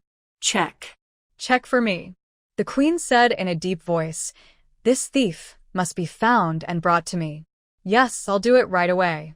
At this time, in Akabane Villa, Shangruai was studying the things she brought back from the queen in the space. Wow, this queen is really rich. She has collected a lot of treasures. She took out a string of oriental pearls, which had dozens of oriental pearls on it. If it weren't for the oriental pearls she raised as a comparison, she didn't know how much silver this string of oriental pearls would sell for. There were countless gold, silver, and jewelry, and if they were all exchanged for silver, it would definitely make people astonished. She looked at the dozens of large boxes. Except for some conspicuous objects whose origins could be known at a glance, the rest were all sent to shops and auction houses in exchange for gold. She came to the laboratory again, where the poisonous insects were. A woman actually likes to play with insects. She looked at the poisonous insects and felt a little disgusted. Her eyes fell on the larger poisonous insect. This poisonous insect looked somewhat similar to the love poison, but if you look closely, there are many differences. Only Yi Lao knows what this poisonous insect is. Without waiting for breakfast, she came to the city prince's mansion. Yi Lao had already stayed here. Yi Lao. When Shang Ruai walked in, Yi Lao was talking to Jun Ziqian about his youth. When he was talking about the exciting part, he was interrupted by Shang Ruai. Yi Lao, stop bragging, come and take a look at this. Upon hearing this, Yi Lao hurriedly said, What are you talking about? Who is bragging? His face flushed slightly, not knowing whether he was excited or embarrassed by being exposed, and he whispered, When I was young, I was famous in southern Xinjiang. Who would not know me when mentioning me? Yes, you are the best. Otherwise, are you the #1 thief in southern Xinjiang? TSK. Who is the thief you are talking about? He put his hands on his waist. I only take ill-gotten gains. That's called robbing the rich to help the poor. Stealing. Not stealing. It's robbing the rich to help the poor. That's stealing. You little brat, I won't argue with you. He was so angry that his beard stood up. Shang Ruai couldn't help laughing when she saw this. What do you have to show me? Shang Ruai took out a slightly larger glass bottle from her arms. Master Yi, take a look. What is this? Master Yi curled his lips. If it's not gold, silver, or jewelry, don't show it to me. Although he said so, he still looked over. He was stunned at a glance. Where did this come from? He looked at the thing in front of him in shock, his voice trembling slightly. Shang Ruai smiled. I stole it. Steal. Old Ji glared at her. Where did you steal it from? Of course I stole it from somewhere I could steal it from. Shang Ruai said with a smile. Is this a love goo? Old Ji shook his head. What's love goo? The king of love goo is nothing compared to it. So powerful? She looked at the goo worm. When she put it in the space last night, it didn't seem to be this big. In just one night, she felt that the goo worm had grown a little. What kind of goo worm is this? It's called the king of goo. Old Ji looked at the goo worm, full of surprise. The ancestor of all goo. Precious? Of course. Old Ye's voice rose a few degrees. Of course it is extremely precious. For those who raise goo, they won't exchange it for mountains of gold and silver. Shang Ruai nodded when she heard this, and reached out to take the goo worm back. Hey. Yi Lao's eyes were about to fall on it. What to do? What can be done? Of course, take it away. Shang Ruai said with a smile.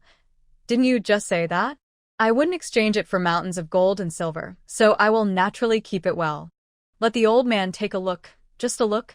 He smiled and said, "This poisonous insect may be able to save your father's life. How about leaving this little thing with me? Can it really save it?" Yes, yes, yes. Yi Lao's eyes were full of smiles. I just said that, the king of all goo. What can't be saved? Besides, with the old man's poison technique, even if the king of goo is not used, there is still a way. It's just a little dangerous. Now that the king of goo is there, the old man is completely sure. Shang Ruai let go. Yi Lao held the glass bottle, his eyes full of light. Shang Ruai smiled softly. She knew that Yi Lao would have some way. Jun Luoyun has been restless since he came back from the palace. Last night, he tossed and turned and didn't sleep all night. Ching, send someone to see if that young Master Ling Jun came today. Yes. According to what Senior Sister said, she would definitely not spare young Master Ling Jun's life. Based on her understanding of Senior Sister, she would immediately send someone to kill her. If young Master Ling Jun disappeared, it means that Senior Sister has succeeded. If not, she frowned. Senior Sister's martial arts were far superior to hers, but she was defeated by her in just a few rounds, which shows how profound her internal strength is. At this time, Ching ran in. "Princess, young Master Ling Jun came early and is treating the prince now." What? How could this happen? Could it be that Senior Sister failed?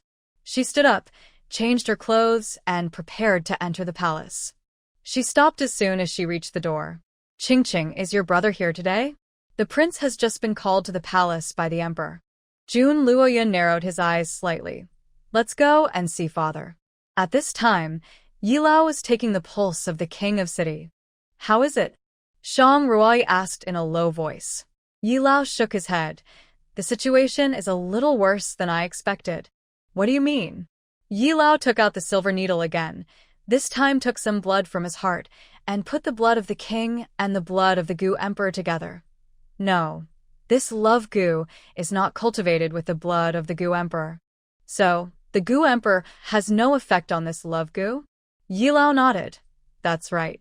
His eyes fell on the blood of the king of city, and his brows could not help but frown tightly, and a bad premonition lingered in his heart. Could it be that? He took out a porcelain bottle from his arms, which contained some white powder, and poured the white powder on the blood, and saw that the blood instantly rose with smoke. His heart sank, and he murmured, "It is true." Hearing him say this, Shang Ruai hurriedly asked, "Why do you say that?" "From the first time I treated him, I felt something was strange. This goo worm is quite different from any I have seen before. It seems to have intelligence. If it were a goo worm raised with ordinary blood, it would never be like this. All intelligent goo worms are cultivated with heart blood." Heart blood? But heart blood? Old Yi shook his head. Heart and blood. What? Shang Ruai looked at him in shock. Heart and blood? Yi Lao said in a deep voice, "This is an extremely dangerous method. If you can't bear the heart-gnawing pain, all your previous efforts will be wasted. But if you succeed, no matter what method you use, you can't get rid of the poison." You mean, the person who puts the poison in the body uses his own heart and blood to raise the worm? This is a secret method in southern Xinjiang. It is said that it was created by a noble concubine in southern Xinjiang. In order to keep the emperor's heart, she used this method to win favor. She swallowed the larvae of the love goo, and the larvae would come around the heart. When the larvae grow up, they will begin to gnaw her heart and blood. When the worm grows up, it will leave a larva. After taking out the larvae, whoever it is given to will be devoted to her. It's just that when raising the worm, one will endure the pain of the worm gnawing at the heart every day. That kind of pain is not something that everyone can endure. This pain is not much better than a sword piercing the heart. Shang Ruai frowned. The human heart is only so small. How can we supply it to the goo worm? What if it is eaten clean? The love goo doesn't eat much. One heart is enough for it to eat for hundreds of years. Shang Ruai couldn't help but feel a chill in her heart when she heard this. So, you mean that this mother goo grows in her body and will gradually merge with her heart? Yes, people are goo and goo is people. Shang Ruai's pupils shrank slightly. If this is true, the love goo that her father was infected with must have no solution. No wonder she didn't notice the existence of the love goo when she was taking the queen's pulse. It turned out that the love goo had merged with her body. She looked at her father with a frown on his face on the bed and couldn't help feeling distressed. If her father was really controlled by the goo worm and was devoted to that vicious woman, how sad would he be in the depths of his soul? He had a deep affection for his mother and could not let go of her departure. He had been brooding over it for so many years, but now he had to erase her from his heart. This was too cruel for him. Now that I have this goo king, I can delay his awakening, but the larvae will wake up sooner or later.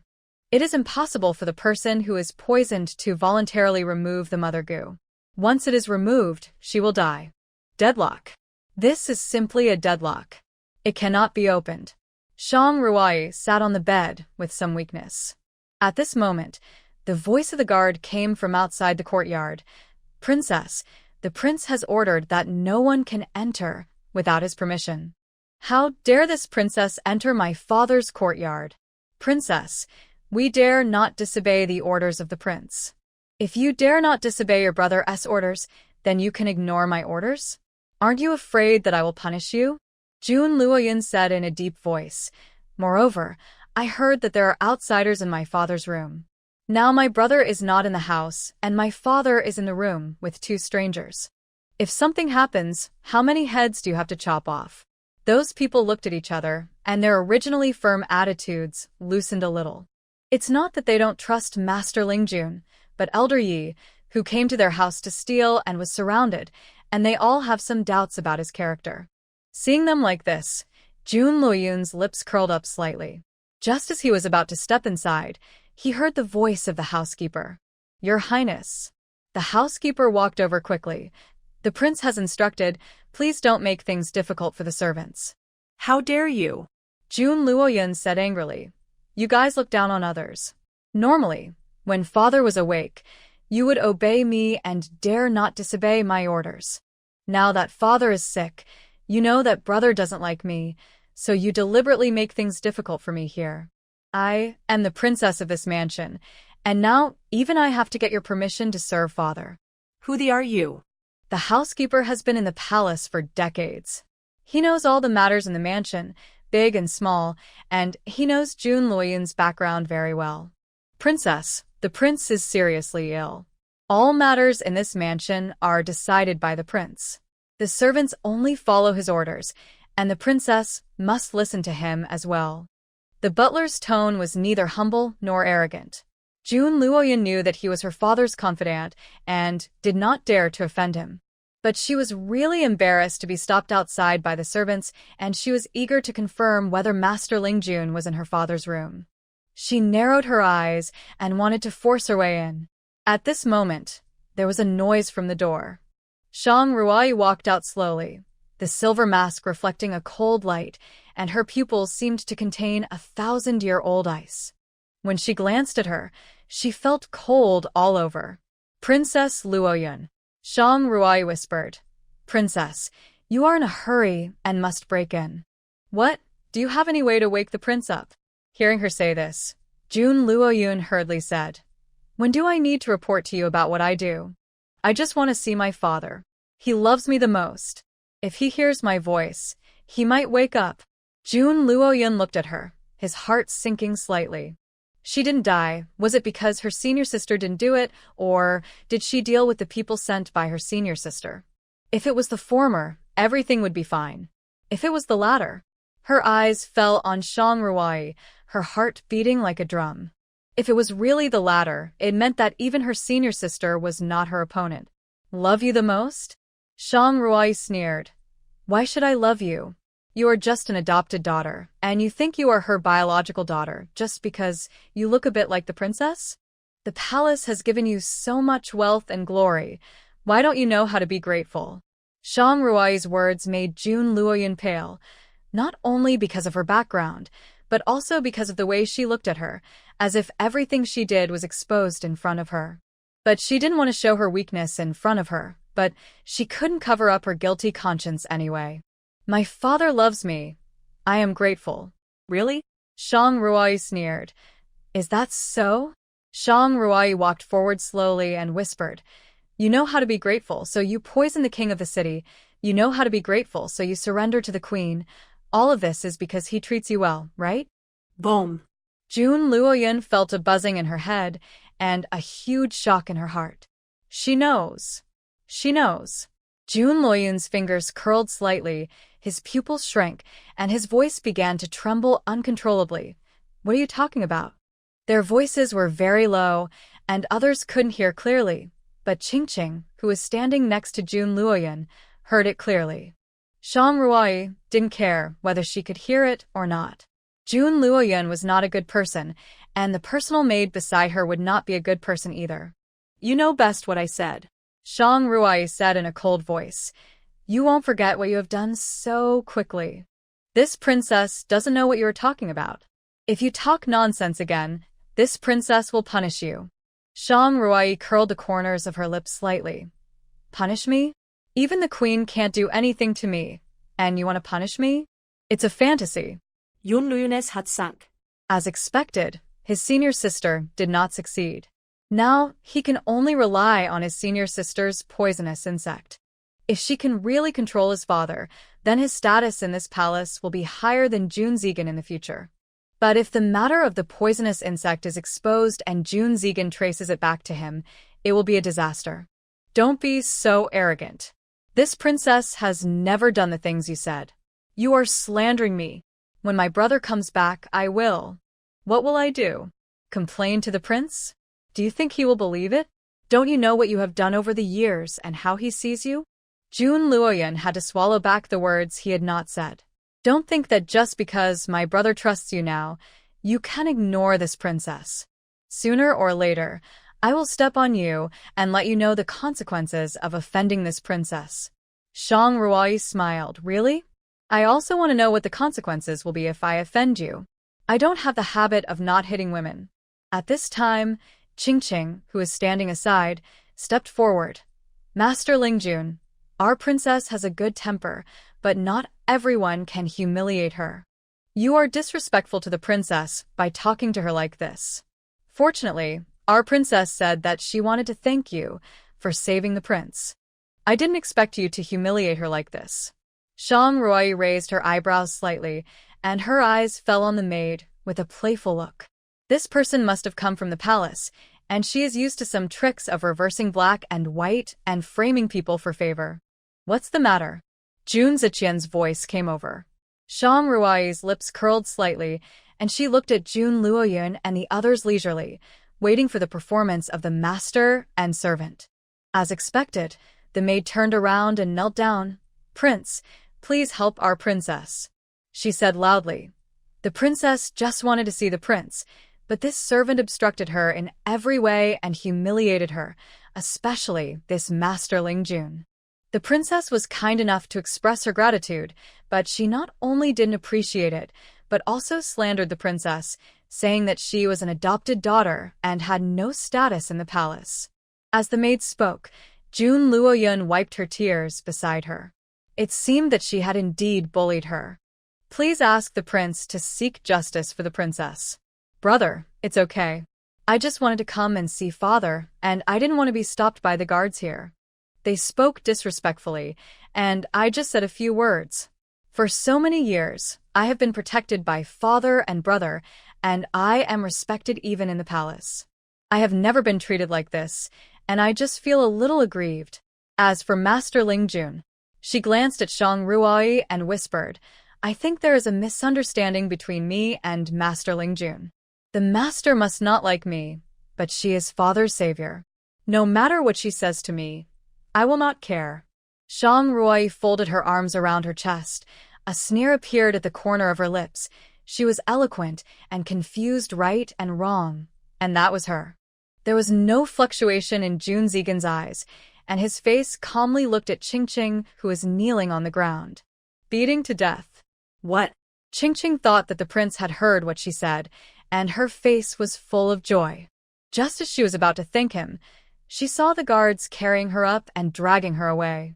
June Luoyun was also startled and hurriedly said, What's going on? Did you drag the wrong person? The person your brother asked you to drag is over there. She pointed in the direction of Shang Ruai. How do you servants do your job?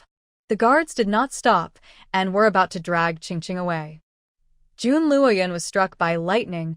Brother, what do you mean by this? Jun Zigan walked to Shang Ruai and took off the mask on her face. A face that was very similar to his appeared in Jun Luoyun's eyes. You. She stumbled a few steps. Who are you? Who are you? At this moment, Yu Qing walked up quickly. Little princess.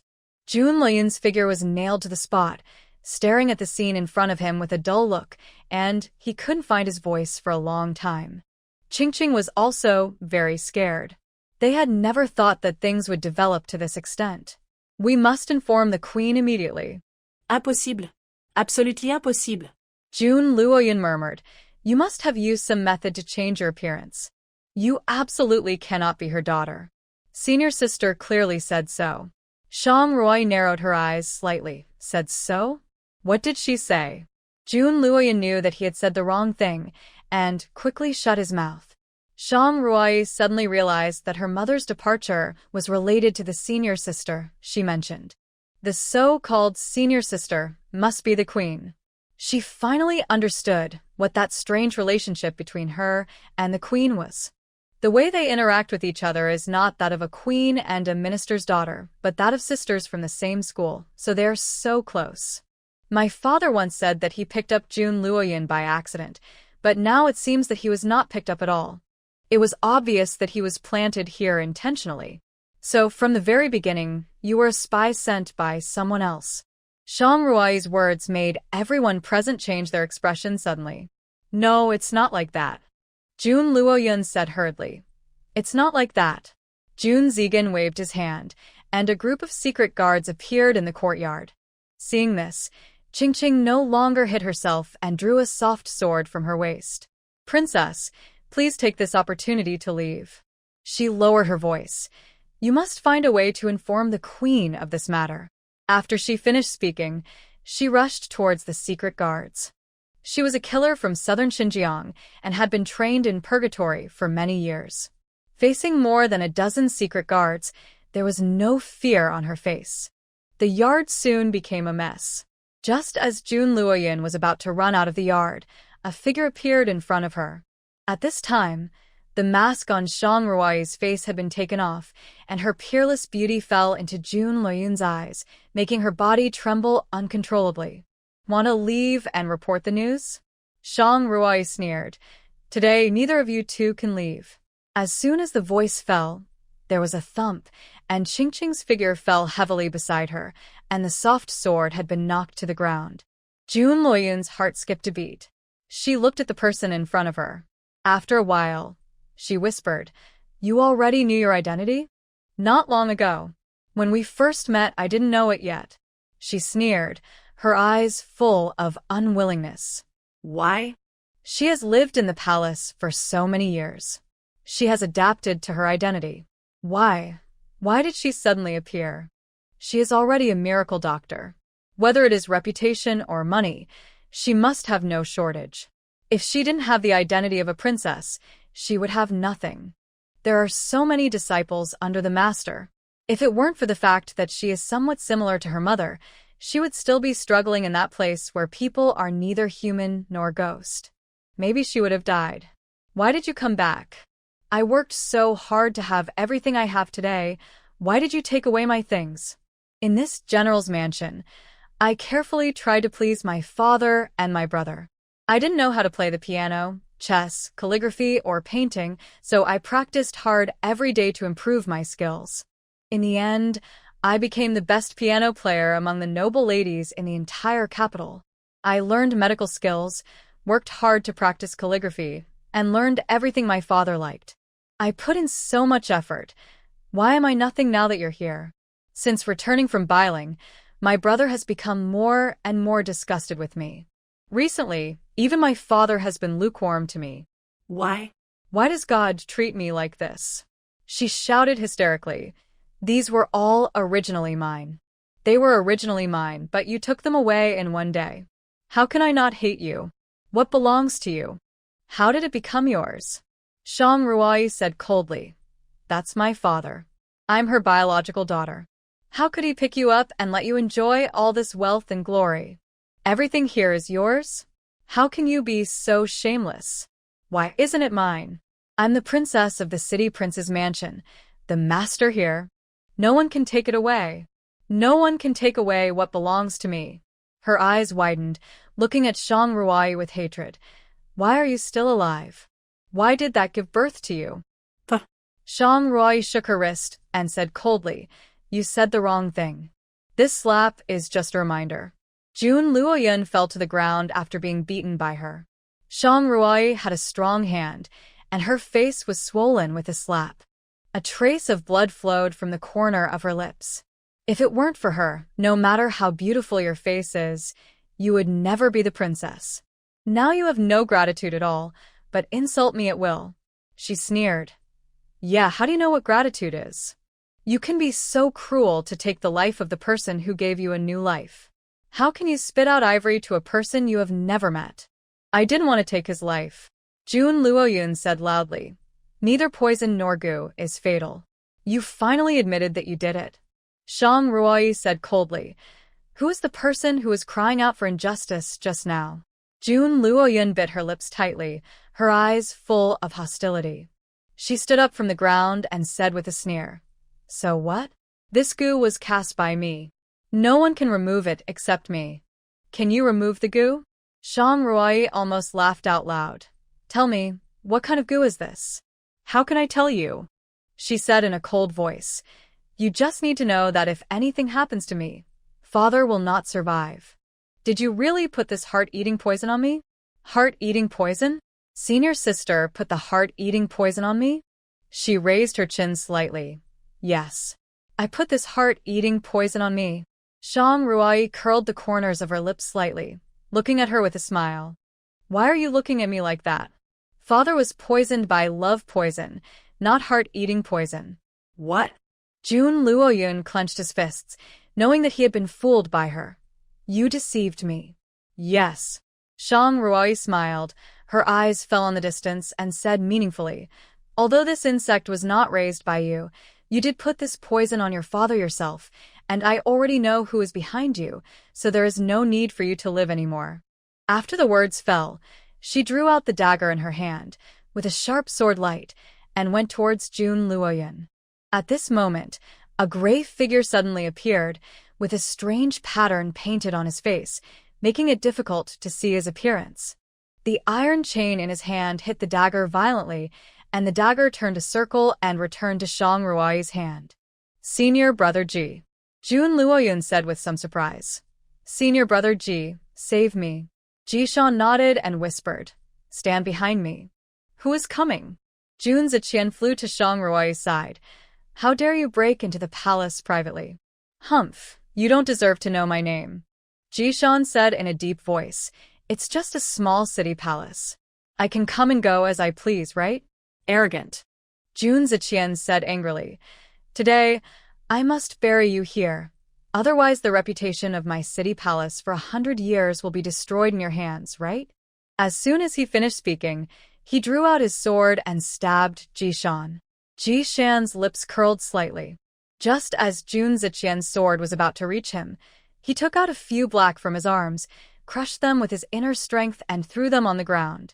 The next moment, the firebomb exploded in front of Jun Ziqian. The firebomb did not have much lethality. It mainly used the instantaneous fire to buy time for people to escape.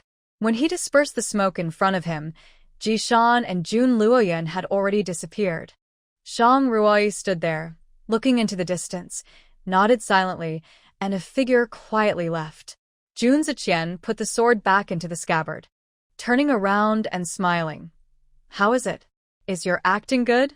If it wasn't such an urgent situation, and if Senior Brother Ji didn't know you well, and you escaped so easily, those two people wouldn't believe it. Shang Ruai whispered. It doesn't matter. According to Jun Luoyun's brain, he will definitely not notice anything. We just have to wait for the news to come back. Shang Ruai returned to the room and looked at her father with his eyes closed. She put her hand on his heart and a trace of energy slowly entered the body of the king of the city through her palm. Shang Ruai looked at his heart intently and saw that the energy slowly formed a layer of energy shield around his heart, separating the heart from the goo worm. Seeing this, she couldn't help but be overjoyed. If she could do this, she could separate her father's heart from the goo worm. At this moment, the goo worm, which was originally sleeping, seemed to feel the crisis and began to wriggle. It crawled towards the energy shield. Fortunately, the poisonous insect was forced to wake up from its dormant period, so it crawled very slowly. Seeing this, Shang Ruai used the energy in her body to continuously seep into his body. She had to protect her entire heart before the poisonous insect crawled over. Her face grew paler and paler, her lips could not help but tremble, and an unprecedented feeling of emptiness made her mind go dark. Ruai, what's wrong with you? Seeing her like this, June Zigan thought that there was something wrong with her body, an old illness, a hidden injury, poisoning. Shang Ruai shook her head. Don't disturb me. She bit the tip of her tongue hard. A hint of fishy sweetness filled her mouth, and the pain on the tip of her tongue made her brain clear up briefly. Seeing that the poisonous insect was about to crawl to her heart, she exerted force with her palm, and the speed of energy transmission suddenly increased. A faint white light suddenly appeared in the palm of his hand. This scene fell into the eyes of June Zigan and Yi Lao. June Zigan was a little confused, while Yi Lao just stood there in a daze. How could it be? He looked at Shang Ruai, who was concentrating at this moment, and his heart was shocked. How could it be her? The energy transmission accelerated, and finally, before the insect crawled over, it completely enveloped the heart. The poisonous insect hit the energy shield, and, perhaps because it exerted too much force, it fainted. Shang Ruai leaned against the head of the bed somewhat weakly, her lips pale. At this moment, she felt a slight pain in the palm of her hand. She didn't know when a wound was cut there. She looked at the insect again. A smile appeared at the corner of her lips. No wonder she fainted. Just now, her blood entered her father's body along with the energy, and the energy shield that the insect hit was mixed with her blood. If it is an ordinary poisonous insect, her blood can kill it, but for a higher-level poisonous insect, at most it can make it faint or fall asleep. Ruai. June Zigan stepped forward quickly. How are you? Shang Ruai shook her head. Nothing, just a little tired. What did you do just now? Your hand just glowed white. Shang Ruai was stunned. Did you see it? June Zigan nodded, and she subconsciously looked at Mr. Yi, only to see that he was arranging the herbs on the table and was not looking at her. Master Yi, you need to have a good rest. Master Yi didn't turn around and whispered, I will keep an eye on your father here. You should go to sleep. His tone was calm, as if nothing had happened. Shang Ruai frowned slightly. The calmer he was, the more he knew something. Mr. Yi, please take the poisonous insect out of our father's body, she said softly. Old Yi paused while sorting the medicinal herbs, then nodded. He turned around and looked at her. Tell me the exact location of the poisonous insect and I will cut it. Shang Ruai nodded. At this moment, there was very little energy left in her body, and she barely gathered all the energy on her pupils. However, when she looked into her body through her skin, it was already a little blurry. She pointed with her finger. Cut here. It's only a few inches away from the heart. Be careful. Old Yi nodded, took out a small knife from his arms, and slowly stabbed it at the place where Shang Ruai pointed. It's right here. Shang Ruai whispered, It's still sleeping, just take it out. Old Yi carefully took out the insect, and a white larva the size of a grain of rice appeared in front of everyone. Shang Ruai hurriedly took out a porcelain bottle and poured the spiritual spring water on the wound. At this time, the king of the city's complexion had improved a little, but there were wounds on his body, and due to excessive bloodthirstiness, he looked a little pale, but compared to the previous purple color, it was much better. At this time, in the palace, the queen sat in front of a bronze mirror, looking at her own black hair in the mirror, and her expression eased a lot. This matter is well done. Go down and claim your reward. Thank you, your majesty. This is all my duty. I dare not ask for your reward. Chiozei said with a smile. Your Majesty, I have found some other little things for you to entertain you. He served the things on the tray. Your servant heard that you like dongju. This purple dongju is something I found by accident. I thought your Majesty would like it, so I hurried to bring it to you. The queen took the dongju and smiled. You are a thoughtful servant. It is my blessing to make your Majesty happy. You should find another one with this hair. She stroked the wig on her head and glanced at him. Also, remember to keep your mouth shut. Never tell anyone. Got it? Don't worry, your Majesty. Just as she was about to pick up the dongju, she suddenly felt a sharp pain in her heart. She frowned tightly, pressed her hands on her heart, and cried out in pain uncontrollably. Ah! She fell on the chair. The severe pain made her roll around on it. The wig on her head fell to the ground, and her face became extremely ferocious. Your Majesty, what's wrong with you? Chiozei hurried forward. Your Majesty. At this moment, the emperor, who had heard that she was unwell, came to visit her and walked in quickly. Queen! Queen! As he stepped into the inner room, his body suddenly froze as if struck by lightning. Is this the queen? Is this still his incredibly beautiful queen? This is clearly a nun in a nunnery. The queen was already half exhausted by the pain in her chest at this time. She did not even notice the emperor standing at the door, nor did she see his back as he left in a panic. It hurts. It hurts. She covered her heart and felt the mother goo inside rolling violently. The next moment, she suddenly spat out a mouthful of blood. She tremblingly took out a porcelain bottle from her arms and poured all the pills inside into her mouth. After a long time, the pain that almost killed her slowly stopped. She gasped in panic, touched her heart with trembling fingers. A hint of murderous intent flashed in her eyes, and it was solved. Solved. Her king's poison was actually cured. How is this possible? That's the king goo. She had used her own heart and blood to raise it for so many years, and finally a king goo appeared. How could it be cured just like that? Who is it? Who ruined her good fortune? Empress. Get out. She said angrily. Get out. Seeing this, Chiozei hurriedly retreated. She looked out the window with gloomy eyes. The ferocious look on her face had not yet faded. A masked person flashed before her eyes. Could it be her? No, it's impossible. There must be a more powerful master of detoxification. Jun Zigan placed the unconscious Zhang Ruai on the bed and carefully covered her with a quilt. He sat beside the bed, looking at Zhang Ruai, his eyes filled with an unprecedented solemnity.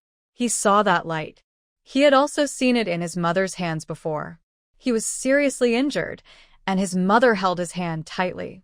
He only felt a warm force entering his body, and then he lost consciousness. When he woke up, he saw a flash of white light in his mother's hand. At that time, he thought he was dazzled, but not long after, his mother disappeared. He still didn't know what the white light was or what it meant, but he knew that this might not be a very good thing. He was afraid that his sister, who had been separated from him for more than 10 years, would disappear suddenly one day like his mother and never see him again. If that day really came, he might really go crazy. Perhaps not only him, but even his father would go crazy. Zhang Ruai lay on the bed, losing all sense of the outside world. Her consciousness was immersed in a void, constantly floating in a chaotic world, and there seemed to be no light or end in front of her. After an unknown amount of time, she felt cold all over, as if she had fallen into an ice cave, and then she started to feel hot again, and it went on and on. After an unknown amount of time, her body temperature returned to normal. Even so, she didn't open her eyes. Her consciousness was still chaotic. Suddenly, there seemed to be a little light in front of her, and she blocked it with her hand, and her eyes felt stinging. Ruai. A vague voice came into her ears, and Zhang Ruai looked around. In this space, besides herself, was there anyone else? She searched for a long time, but didn't find anyone. Who are you? She waited for a long time, but there was no response. Just when she was getting impatient, a voice came from the void again. Ruai. This time the voice was a little stronger than before. Zhang Ruai's heart moved. How could this voice be so familiar? Who are you? Her voice trembled slightly, and there was a little certainty. Mother? Why, my daughter. At this moment, a figure slowly appeared a few meters away from her. Mother, it's really you. She wanted to walk over quickly, but found that her body was out of control and she couldn't move a step. Child, don't come over. She turned around and looked at Shang Ruai, her eyes full of relief. You have grown up and grown taller. Looking at the face that was exactly the same as in her memory, she was a little dazed. Mother, how come you are here? What are these things all about? Wei Rujia's loving eyes fell on her, tears in her eyes, and she whispered, I was originally an architectural designer. I went to an ancient capital for an investigation, but unfortunately, I met with an accident. I thought I was dead, but I didn't expect to travel through time here. So, it was an accident? Wei Rujia shook her head. Originally, I also thought it was an accident, but until the moment I left, I knew that this was a destiny. Her eyes fell on Shang Ruai. Your travel through time here is also a destiny. Shang Ruai was slightly startled. Destiny? Wei Rujia nodded. These illusory things, I didn't believe in them at first, but until I gave birth to you. What do you mean? When I gave birth to Acheon, I didn't feel anything, and I could use the power of space freely. But since I became pregnant with you, my body has become weaker and weaker. Sometimes I can even feel that my soul is about to leave my body. There is always a force that wants to take me back to the original world. Until one day, when I fell asleep and woke up, my soul was only this little bit left, remaining in the space. Shang Ruai's heart skipped a beat when she heard this, and she hurriedly asked, Were you in the western regions, or had you returned to Tianshan at that time? I had already returned to Tianshan at that time. Why? Wei Rujia looked at her and smiled. It seems that my daughter has not really fallen in love with someone.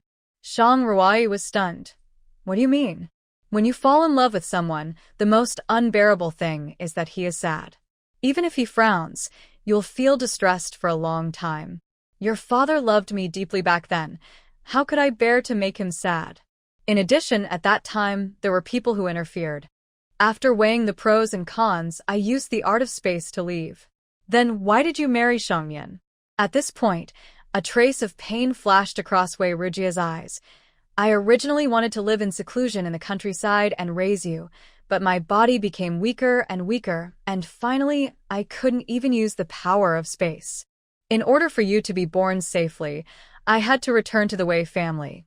When my grandfather knew that I was pregnant, he was furious and wanted me to abort you. But you are my flesh and blood. How could I bear it? But if this matter were to spread, I'm afraid both of us would lose our lives. I had no choice but to marry into the Shang family. He knew that I had a child with someone else, but for the money of the Wei family, he was willing to turn a blind eye. He promised me that he would not tell this matter to anyone, let alone harm your life. He cares most about his future. Seeing him swear on his future, I believed it. Unexpectedly, he was such a heartless person. My health is getting worse and worse, and the Wei family has declined overnight, so, she sighed, it is my fault that I delayed you after all. If I had not left, you would have grown up in luxury in the palace, but you had to suffer with me for nothing. Shang Ruai smiled. Didn't Mother just say that? Everything is destined. If she hadn't been in the Shang mansion, she might not have had the chance to travel through time. You just said that someone is interfering. What does that mean? Speaking of this, Wei Rujia's face suddenly turned ugly. Roy, you must be careful. Be careful of the queen. The queen of the western regions? She nodded. She is by no means as simple as she looks. The people behind her are even more terrifying. Even if she has space protection, she should not be taken lightly. Could it be that she has some special abilities? Or extraordinary qualities? I can't say for sure. I've only seen it once. It's very strange. You must be careful. Shang Ruai's eyes fell on her, and suddenly found that her figure was becoming more and more illusory. Mother. Wei Rujia smiled and shook her head. This is just a wisp of my soul. It has been nourished in this space until now. I am very grateful to see you again.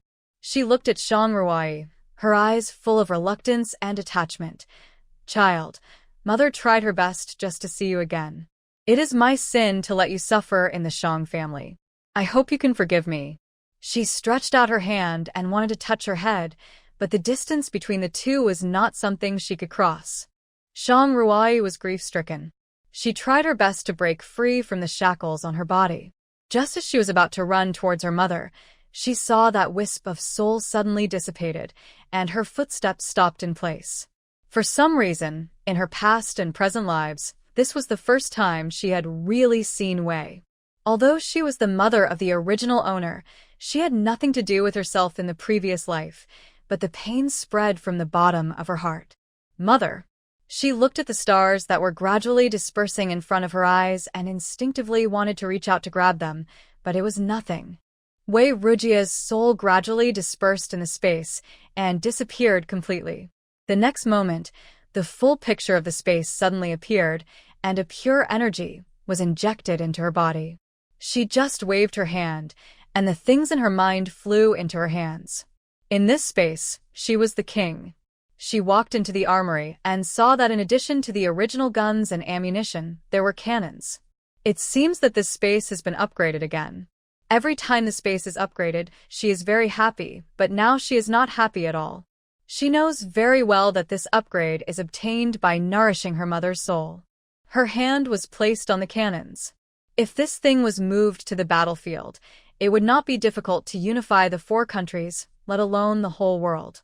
But such a dangerous space appeared here. Why? Everything is a fixed number. She couldn't help but repeat what her mother had just said. What exactly is this fixed number? She saw that when her mother said this, it seemed that she had something to hide, and she didn't say the reason behind it. What is the reason that made me travel here? At this moment, she felt a slight fluctuation in the air outside. Someone must have entered her yard. Sure enough, the next moment, a figure appeared in the room. Yi Lao? Why is he here? Recalling Yi Lao's attitude when she treated her father, her pupils shrank. Could it be that Yi Lao had some sense of her spatial power? Yi Lao frowned, and the unreconciled look on his face completely disappeared. It's you, why is it you? His eyes were bright, and there was a little bit of reluctance. What did he mean by this? Yi Lao sighed and whispered, if you wake up, just open your eyes. Why are you pretending to sleep in front of me? Sure enough, he really had some sense of this spatial power. Watching the person on the bed slowly open his eyes, Yi Lao whispered, you inherited your mother's space. Do you know my mother? He glanced at her. Otherwise, why do you think I followed you? Shang Ruai swallowed. So, you knew it all along? Your spatial power is not strong and unstable, so when I first saw you, I couldn't confirm it. Yi Lao whispered, but the power you used to save your father was too strong, and it was hard not to sense it. Yi Lao, who are you? What else do you know? My surname is indeed Yi, and I am from southern Xinjiang. The rest, I will slowly tell you later. I just hope that you don't disappoint like your mother. Shang Ruai frowned when she heard this. What do you mean by this? Why is my mother disappointing? Since she possesses the space, she should do her best for the world, but she was bewitched by a man and talked about love with him all day long, leaving the people of the world in disregard and putting all the people in dire straits. What are you talking about? She could understand every word, but couldn't understand them together. What secrets are hidden in this space? What exactly do people with space want to do? I will tell you slowly in the future. Shang Ruai was confused, but she knew that she was getting closer and closer to the truth. Early the next morning, Shang Ruai came to the courtyard of the king of the city and heard a low cough coming from inside. Little princess, the prince is waiting for you. Shang Ruai walked in, and the king of the city was having breakfast. Father. She sat opposite him and said with a smile, you recovered so quickly. The king of city smiled. I heard it all from Akian. This time it's all thanks to you. She sighed. When I was unconscious, I dreamed of your mother. The smile on Shang Ruai's face froze. It's been so many years. Your mother has been gone for more than 10 years. This is the first time I dreamed of her. Shang Ruai's fingers curled up slightly. For so many years, Her mother has been trapped in space. Now she is completely gone, so she came to say goodbye to her father. She told me a lot. Your mother blamed me for finding you and making you suffer so much. Maybe that's why she never came to meet me in my dreams. Listening to his words, Zhang Ruoyi felt extremely sad. Father, mother is free. Prince Cheng smiled and nodded. Yes, she is free. Zhang Ruoyi checked his wound and applied medicine. When she was about to leave, Prince Cheng suddenly called her, Child. Father, what's wrong? You won't disappear, like your mother. Zhang Ruoyi's heart moved, and she smiled and said, No. Prince Cheng nodded. Go. After Zhang Ruoyi left, Prince Cheng looked at the door for a long time. At this moment, Yuqing came trotting over. Little princess, an imperial edict has arrived. Imperial edict? She came to the main hall, only to see a young standing there with a smile on his face. When he saw her coming, he hurriedly bowed and said, Is this the biological daughter that the prince found? Zhang Ruoyi nodded. It is me. Your servant pays his respects to Her Royal Highness the Princess. The Emperor has ordered that the princess be invited to the palace. Zhang Ruoyi's heart sank. Why would the Emperor invite her into the palace? Your Highness, this morning, the prince came to the palace and told His Majesty what had happened in Prince Cheng's mansion in the past few days. Upon hearing that His Highness, the princess whom the prince had been looking for many years had been found, he hurriedly ordered this old servant to come and bring you to the palace. Zhang Ruoyi took the imperial edict, looked at the content, and whispered, Please wait a moment. I will report to my father, and then I will go to the palace with you. When Prince Cheng heard that the emperor summoned him, he nodded and said, Since the emperor wants to see you, go. But when you enter the palace, you must pay attention to your safety.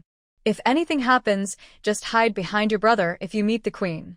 There was a hint of ruthlessness and murderousness in his eyes.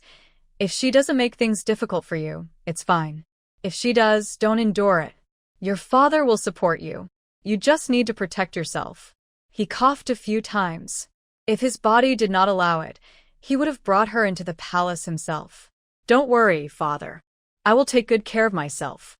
It just so happened that she was thinking about going to the palace to meet the queen again. Now that the love poison had been removed, she must have had a very hard time. After packing up, she took Yuqing on the carriage. The prince's mansion was not far from the palace, and they arrived in a short while.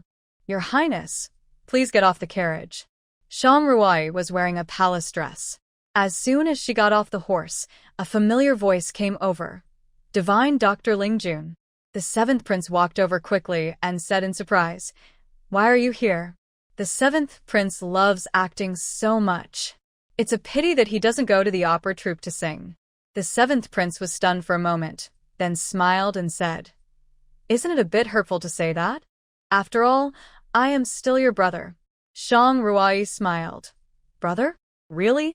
Isn't this a coincidence? I was born 2 years earlier than you. The seventh prince smiled and said, You said before that if I serve as your guard, you will pay me. Now you have arrived here safely. Where is my reward? Yes, I did promise you.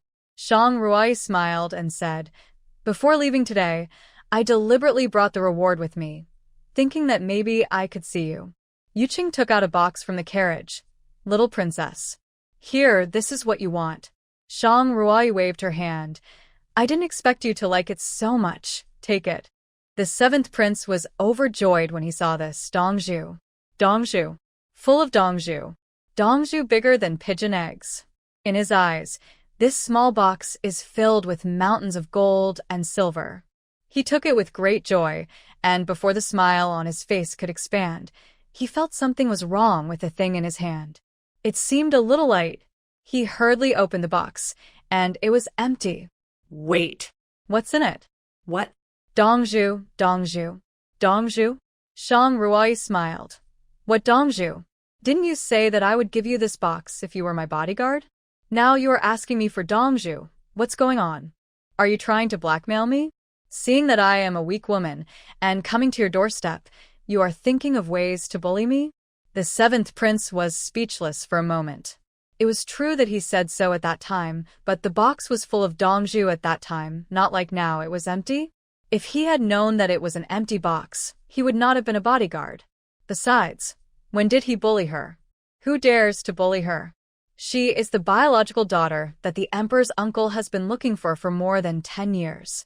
The adopted daughter before was just a little similar, but she was so arrogant. Now you are the biological daughter that you have finally found, so you must be spoiled to the sky? Who dares to bully her in the whole western region? If you bully her in the morning, this family will disappear from the western region with its members and houses in the evening. Don't talk nonsense. When did I bully you? Aunt, you can't go out and talk nonsense. If the emperor's uncle or Jun Ziqian hears it, they will definitely skin me alive. The seventh prince begged for mercy. Don't talk nonsense when you see my father and your brother later. Otherwise, he would be in trouble. The who led Shang Ruoyi into the palace stepped forward, originally wanting to remind her to enter the palace quickly and not to delay here. Before he took a few steps, he was glared at by the seventh prince, and his feet were nailed to the spot. You go back to the palace first. This prince will personally take the princess to the father. Yes. He put the box away and said with a smile, whatever my sister says is what it is. I won't argue. At this time, a man in a yellow python robe came over. Seventh brother. Jun Yunting, the prince of the western regions, stepped forward and said with a smile, why don't you go in at the palace gate? His eyes fell on Shang Ruoyi, who was standing opposite Jun Yunting. At this time, she had her back to him. Jun Yunting did not see her appearance, but seeing that she was wearing a palace dress, he knew which official lady she was. Seventh brother, you should not be so unmotivated as you are now. You actually flirted with women at the palace gate. If the father knew about it, I'm afraid he would be angry again. Jun Yunting sneered and said, don't learn from your mother. The seventh prince heard this. His face did not change, but just bowed and saluted. Prince. Shang Ruoyi frowned when she saw him like this. She had heard about the seventh prince from her brother. His mother was not born in a high position. She was lucky enough to be favored by the emperor of the western regions and became pregnant with a dragon seed. She was favored by the emperor for a long time. But the good times didn't last long. Suddenly one day, her temperament changed drastically. She was like a madman and almost hurt the emperor. Considering that she gave birth to the seventh prince, she was spared the death penalty and was imprisoned in the seventh prince's mansion. If this is true, then the person who made his mother crazy is basically the queen. The prince was born by the queen, and to the seventh prince, he is an enemy. Whose lady is this? Why don't you kneel when you see the prince? Where did you learn this rule? Zhao beside Jun Yunting said in a shrill voice. Why don't you come over to pay your respects? The seventh prince raised his eyebrows slightly, and he was gloating. He looked at Shang Ruoyi leisurely and saw her turn around.